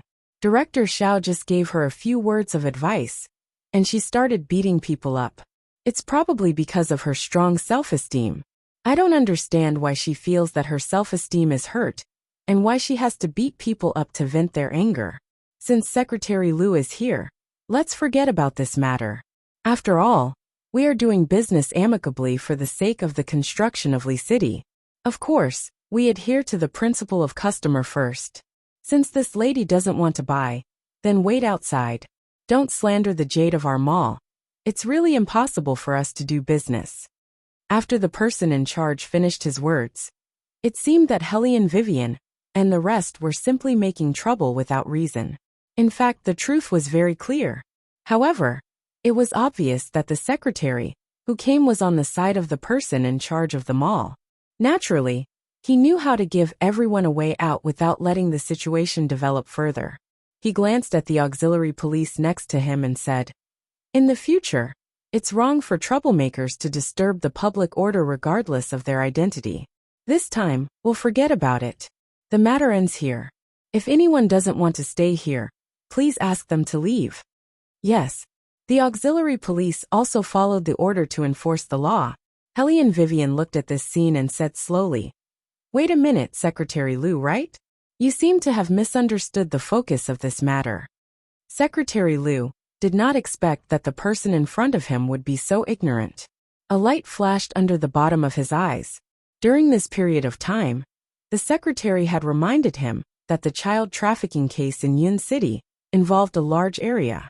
The higher-ups were keeping a close eye on it and asked his subordinates to be more careful. He would have asked people to arrest these tourists long ago.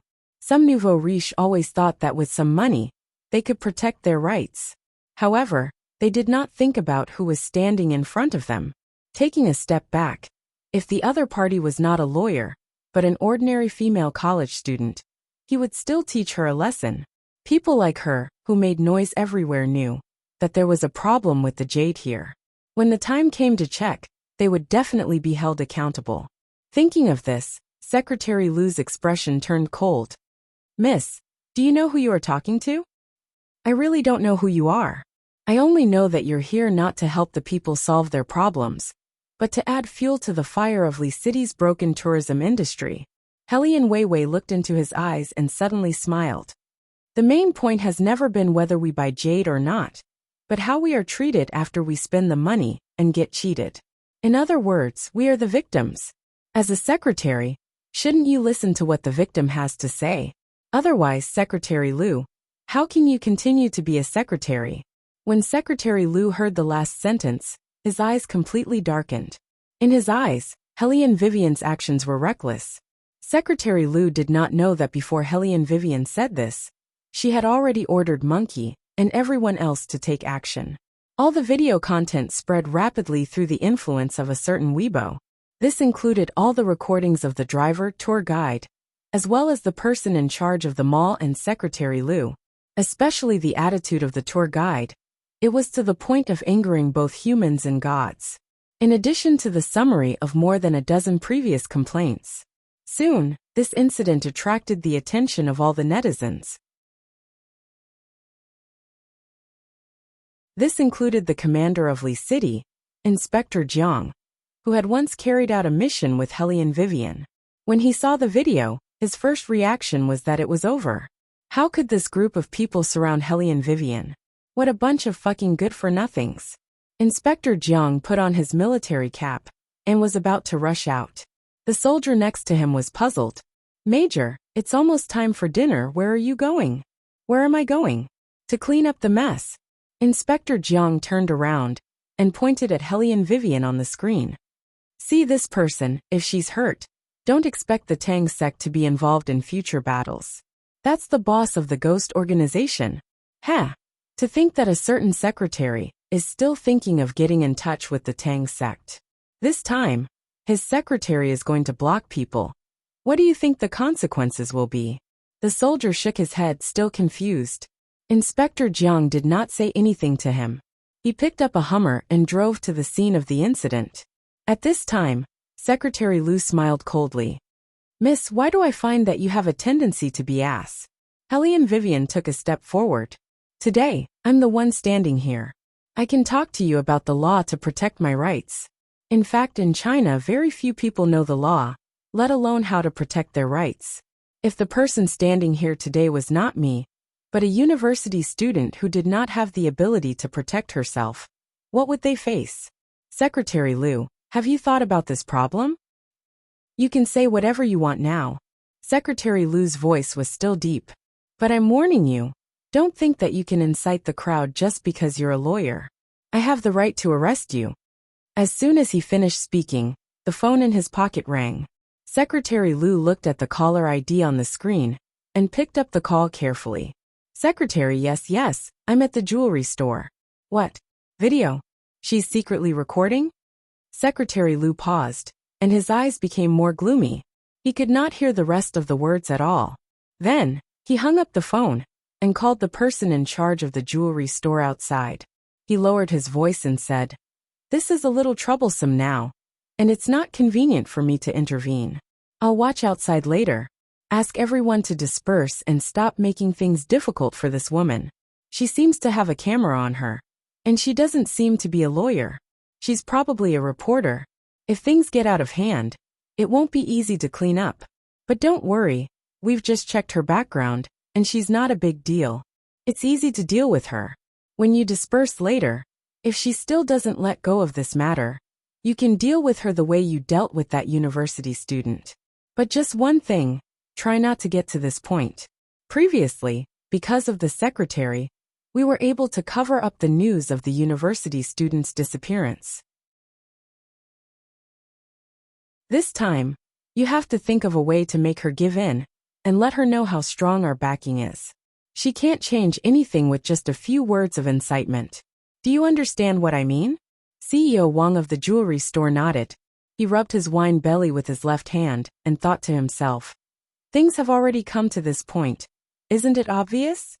A lousy reporter with no background wants to ruin our business. Isn't she looking for trouble?"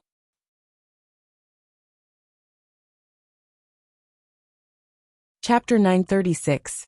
The matter on the internet was still fermenting. A secretary was very unhappy that it would cause such a bad influence. So he directly called the relevant law enforcement department. The law enforcement department that was reprimanded blamed the problem on the tourists and posted on Weibo, saying, "When tourists encounter problems, the first thing they do is not to think about solving the problem, but to calculate in their hearts." Originally, they said this to control public opinion. They did not expect that some of the words would be so eye-catching. Once the words were out, all kinds of disputes continued. Those who agreed with this statement praised them as enlightening. Those who did not even accept it even criticized the law enforcement department as robbers. There were too many tourists who encountered this kind of coercion. There was no need for Helly and Vivian to do anything, and there would be a continuous stream of people joining in the condemnation. True justice was often invisible. Most of the time, we did not make a sound because we were kind or did not want to cause trouble. But once the bottom line was crossed, no one would continue to ignore the existence of such behavior. Sometimes, netizens really did not know what was the truth, but this matter was already very clear. The video explained everything, and the truth was revealed bit by bit. This was clearly a trap set by the drivers, tour guides, and shopping malls, as well as the lax management of the relevant departments. People did not have the right to make those who had been in a high position for a long time realize their mistakes. Because once the matter was out, they would only think of ways to explain. But there was such a power in this world. We have a tacit understanding, we express our opinions, we maintain our education, and do not make too many judgments. But we have to let more people know what dangers were, and how to avoid these dangers. The guru on Jihu wrote 3 essential points, which were suitable for each tourist city. Do not sign up for local individual groups. Do not ask the local drivers. And avoid eating at scenic spots as much as possible. After all, the incident of the sky-high price of fish was still vivid in people's minds. Such situations would not be put to an end, because every city needed to be built. Without these economic sources, the local people would be the ones to suffer. The people who were really at the top wanted everyone to be harmonious, but the perfection of the system could not be completely implemented locally. Some people still had selfish motives. For example, a certain person in Li City thought that he could control the overall situation, as long as the emperor was far away. But today's scene was something he had never seen before. However, compared to the one in Cloud City, he was much calmer and knew what to say at the right time. Therefore, he quickly asked a certain department to issue an apology on Weibo. Then he carried out a series of appeasement. After doing this, he narrowed his eyes and instructed his subordinates. Tell Secretary Lu that when the heat of this matter dies down, think of a way to make the person who exposed it suffer a little. She dares to say anything. She deserves to suffer a little. When Secretary Lu received the news, he simply called CEO Wang and told him that they would not interfere in this matter, and that he could vent his anger however he wanted. However, there was still one thing to be careful about, which was not to let anyone know. CEO Wang held the phone and looked down at the family, who was still standing in the middle of the jewelry city. He smiled coldly.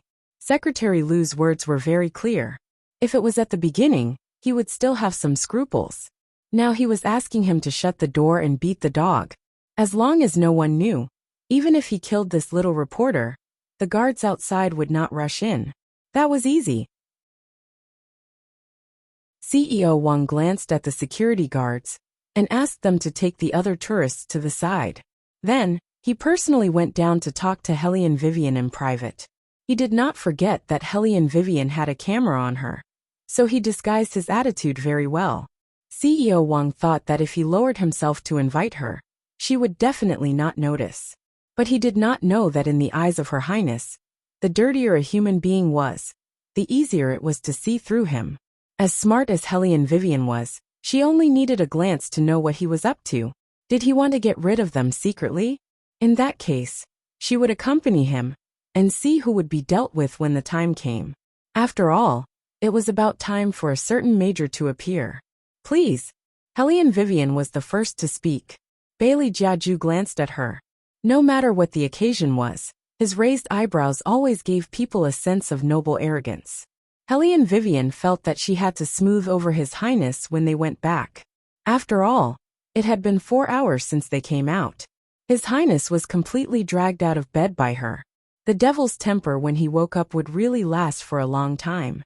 Bailey Shangxia also knew how difficult it was to deal with his father, who did not have enough sleep. Under normal circumstances, the entire demon world would tremble in fear because of him. Although he never spoke, he only sat in the highest position, supported his chin with one hand, and looked at everyone with a smile that was not a smile. But the lethality of it was not inferior to the explosion of an atomic bomb. Let's stay away from father later. Bailey Shangxia's little face was serious as he reminded Qingchen in his hand. The little one nodded her head obediently, swinging her little hand as she followed beside Bailey Shangxia. When she walked, she would always sway. Seeing how cooperative the family was, CEO Wang's smile grew wider. He walked around the corridor outside and brought Helene Vivian and the others to the meeting room where secret deals were held every time.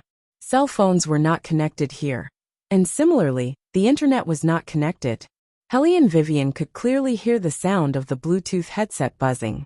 A few sports cars sitting not far away started their cars at the same time after the video signal was cut off. They smoothly sped to the foot of Tsang Mountain, drawing beautiful arcs in the air one after another. The ghost had really made a move. At this time, Secretary Lu was still in a reception room outside the mall, drinking tea and waiting for CEO Wang to solve the problem and give him a satisfactory answer so that he could vent his anger. One had to know that ever since he became this secretary, even the big shots in the business world had to respect him. A small reporter actually embarrassed him in front of so many people. She was simply tired of living. Has CEO Wang made a move? Almost. He has been invited to the meeting room. There should be news soon. Then tell the people outside to stay in their positions. No matter what they hear, don't rush in. We won't interfere in this matter. The people beside Secretary Lu nodded. Of course, they would obey the order.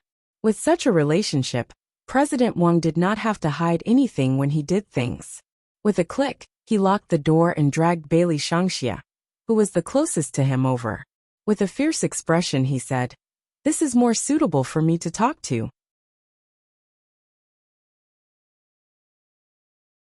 Chapter 937. Oh. Baligaju raised his good-looking eyebrows again. The unique evil of a demon broke out from his handsomeness. No one knew why. At that moment, there seemed to be some kind of black fog surging behind him, but it was clearly broad daylight. His Highness looked at CEO Wang with a playful gaze. His words, actions, and expression were all unhurried. The corners of his lips curled up slightly with a playful expression. "If I'm not mistaken, are you threatening me?" CEO Wang laughed and then sneered. His eyes were gloomy. "It seems that you're not too stupid. Today's matter is to let you know what to care about and what not to care about. I'll count to 3. Hand over all the information about today's matter and squat down on the side. Otherwise, this child's pretty little face will be cut a few times. I can't guarantee that. Faced with such a threat, Baligaju only curled his lips and said indifferently, I hate it when people threaten me. Helly and Vivian and the 2 little ones heard this and nodded together. They sincerely agreed with this point of view. Fighting with His Highness would not end well in the end. Many people knew that the existence of a demon was a kind of sinister beauty, and this point was vividly displayed by Baligaju. Every word he said and every action he did seemed leisurely and elegant, but in fact, the coldness in his eyes was the most common killing intent. After all, killing people had always been a convenient thing for him. However, CEO Wang had been too carefree all these years. He did not know how terrible it was to offend His Highness. He sneered and began to count down. 1. Helly and Vivian raised her eyebrows and looked at this person who was courting death. She was not worried that Bailey Shangxia would be hurt, but she and His Highness would deal with the person who kidnapped her son and threatened her in the same way. Therefore, before CEO Wang could count to 2, Helly and Vivian pulled off her earphones with a snap. CEO Wang only had time to see her turn around and knock the security guard to the ground. She was about to attack him. This change was too fast. It was so fast that Mr. Wang was caught off guard. He thought that even if someone was going to make a move, it would be that man. How did it become a woman? CEO Wang didn't know about this. His Highness had never liked fighting. What he liked was killing. President Wang realized that someone was approaching him. He lifted Bailey Shangxia up and placed him in front of Baligaju. I'm warning you, don't come any closer. If you take one more step, I'll throw him to the ground and kill him. Baligaju laughed again. He stood there condescendingly and said, Haven't you had enough fun yet? This sentence was not directed at CEO Wang, but at the little boy in his hand. Everyone felt that something was amiss, including the bodyguards who were knocked to the ground. They felt that this was not something an ordinary father would say to his son. The most unsettling thing was the change in the little boy. He seemed to be smiling. The corners of his mouth curled up into a sinister arc. His gem-like eyes were filled with a blood-red cold light, which made everyone feel uneasy from the bottom of their hearts. President Wang lowered his eyes and looked at Bailey Shangxia in his hand. He could not see any fear in Bailey Shangxia's eyes. Not only that, there was a noble arrogance on Bailey Shangxia's cool little face, as if he was mocking his stupidity. Go to hell. Bailey Shangxia said these 3 words very slowly. It was so slow that CEO Wang's face turned pale. He didn't know why, but an unbelievable thought flashed through his mind. The little boy in his hand wasn't a human at all. How could a child have such a terrifying aura? CEO Wang was frightened by his own thoughts. It was as if he was bitten by a snake. He immediately let go of the hand that was holding Bailey Shangxia. At this moment, outside the meeting room, Secretary Lu lit a cigarette and guessed that the matter should be more or less settled. Those people who thought that they could protect their rights because they were educated were like this. They didn't know the ways of the world and didn't know how to judge the situation. They had to wait until the situation was out of hand before they realized that some people weren't people they could afford to offend. They were stupider than pigs. Thinking of this, Secretary Lu stood up and walked out with his men. This period of time was different from before. He couldn't let people go missing again. A few days ago, that university student had accidentally hit someone too hard. This time, he had to remind them. At most, he would make them unable to say anything. He would spend some money and say that they accidentally rolled down the mountain while traveling. Then this matter would be over. He believed that when the time came, that arrogant woman would learn to stay in her place obediently. She didn't want to be a busybody. Secretary Lu finished the last puff of his cigarette and gave the person beside him a look. He was about to ask him to go in and inform CEO Wang. A black Hummer with a military license plate braked and stopped in front of him. Before the sound of tires screeching faded, a person walked out of the car. He was still wearing his camouflage military uniform and looked like he had just rushed over from the army. He didn't even take off his military cap. Secretary Lu didn't pay much attention at first. However, when he saw the face under the military cap, he couldn't remain calm anymore. He lowered his body and extended his hand. Major, why are you here? Are you here to look for the secretary?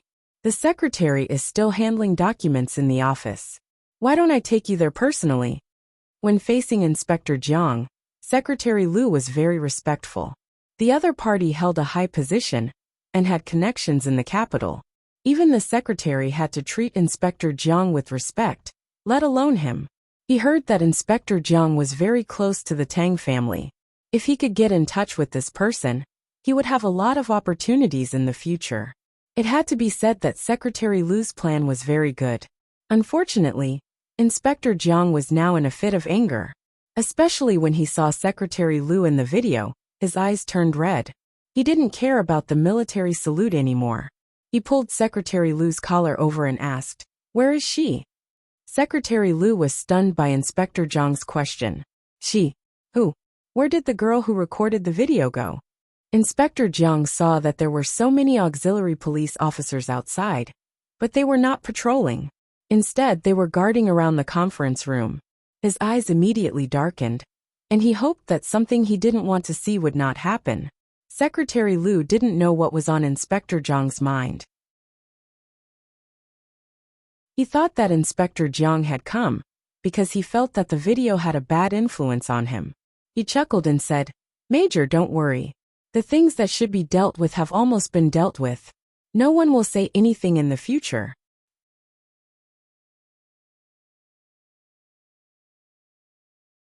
Chapter 938. Rest assured my ass. Did I say that I would let you handle it? Have you ever considered other people's feelings before acting on your own accord? You're simply courting death. Inspector Jiang took a deep breath. Don't tell me that you've made a move? Secretary Liu was very puzzled. Is there a problem? There was a big problem. Inspector Jiang pushed him away. Then he grabbed him and gently patted his face. I have to let you see for yourself what exactly went wrong. At this moment, Secretary Liu faintly felt that something was not right. At this moment, the sound of tires screeching on the road sounded behind him again. However, this time, it was fiercer and more violent than when Inspector Jiang came. 6 sports cars lined up in a row in front of him. S walked out of the sports car with a submachine gun in one hand. After seeing Inspector Jiang, he smiled. Old Jiang, it's better for us to stand up for boss. Whoever interferes in this matter will be arrested immediately. Wait a minute. I want to say that I'm with him. When Inspector Jiang saw that all 6 of them had moved out, he cursed. Then he solemnly pointed at Secretary Liu. We're not on the same side. I'm here purely because I saw Boss Wei Wei in the video and came to help. We know. Olde also came over. He held a gun in one hand and put his arm on Inspector Jiang's shoulder with the other. Although you're a little wretched, you won't make a mistake when it comes to righteousness. The corner of Inspector Jiang's mouth twitched. Are you praising me? Of course, Olde said very seriously. Inspector Jiang was about to go crazy. He couldn't tell that it was a compliment at all. At this moment, Secretary Liu was already shocked by the scene in front of him. He was afraid that he would be so scared that he couldn't speak for the first time.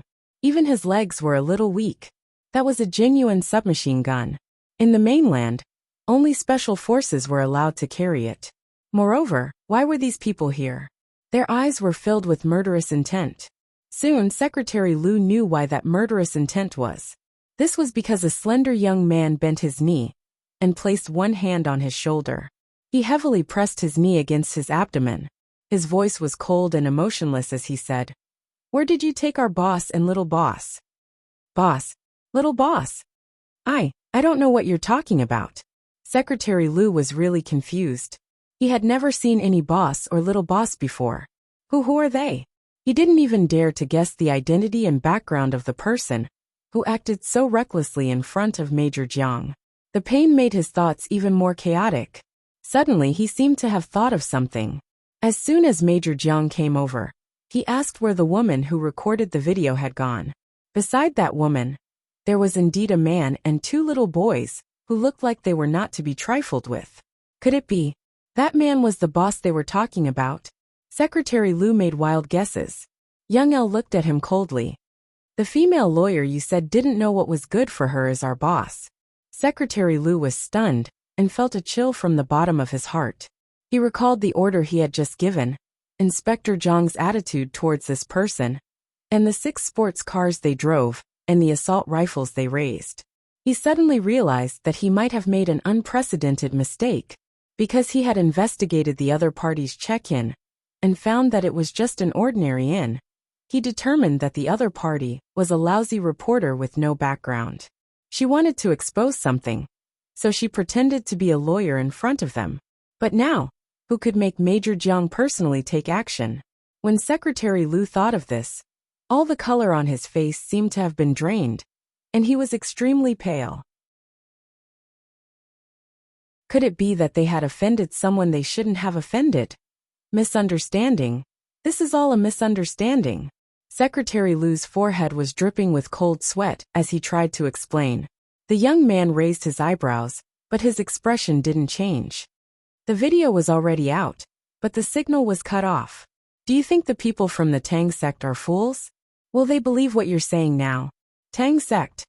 These 2 words were like a flash of lightning, shattering the only hope in Secretary Lu's heart. He asked people to surround and beat up Tang, the people from the Tang sect. The young man didn't talk to him anymore. He grabbed the person with his left hand and pressed the gun down with his right hand. I'll ask you one last time, where are the boss and little boss? Secretary Lu looked at the black muzzle and was so scared that he almost peed. His fingers trembled as he pointed in the direction of the conference room. There. Bang! Without thinking, Olde kicked the door of the conference room open, and the few of them quickly cut in. The young man was still dragging Secretary Lu. CEO Wang, who was standing with his back against the door, thought that the people who had barged in were his helpers. He said generously to Beligaju, who was gradually approaching him, "Don't think that you can play hero here just because you're a little better. Let me tell you, we have people and backgrounds." As he spoke, he waved his hand as if to signal the people behind him to attack together. But after waiting for a long time, there was no movement behind him. There was only Beligage's thin lips curled up, revealing an incomparably mocking smile. Hellion Vivian also laughed. She leaned against His Highness, raised her eyebrows, and said to the person in charge, "If I were you, I would want to see who is behind this before giving orders." CEO Wang paused and immediately looked behind him. Facing him was a submachine gun. Then Secretary Lu fell to the ground. What was going on? Although CEO Wang was used to being unreasonable and killing people, he had never seen a real gun. When the gun pointed at him, his legs immediately went weak. But he didn't expect that the most painful thing was not being pointed at by a gun. But what happened next was the actions of the man, who he thought wouldn't make a move. His Highness's posture when beating people was as beautiful as ever. With a stretch of his hand, the entire conference room was filled with the sound of bones breaking. With that kind of sound, even Inspector Jiang felt pain when he heard it, let alone President Wang, who was a fatty, couldn't bear it. But when His Highness beat people up, he would let them choose. "Do you prefer your left leg or your right leg?" CEO Wang said his left leg, so he broke his left leg. CEO Wang held his left leg in a cold sweat. He didn't dare to say his right leg anymore. His Highness simply broke his arm and watched him struggle on the ground. He only stopped when he had one last breath. Then, he took out a pure white handkerchief from his pocket, gently wiped his hand, and casually threw it aside. The sleeves of his shirt were rolled up. He was full of nobility, and his smile was incomparably elegant. I said I don't like to be threatened.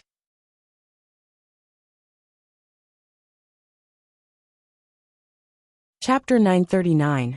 CEO Wang could no longer speak. At that moment he would rather die than be in such pain. A few rough men stood in a row at the side and watched this scene. They silently looked up at the sky. As expected, they had a very high estimation of danger. When they first saw this man, they felt that he was not to be trifled with. Hence, they were very smart not to make a fool of themselves in front of him. However, although they had expected this man to be very ruthless, they had never thought that he would be so ruthless.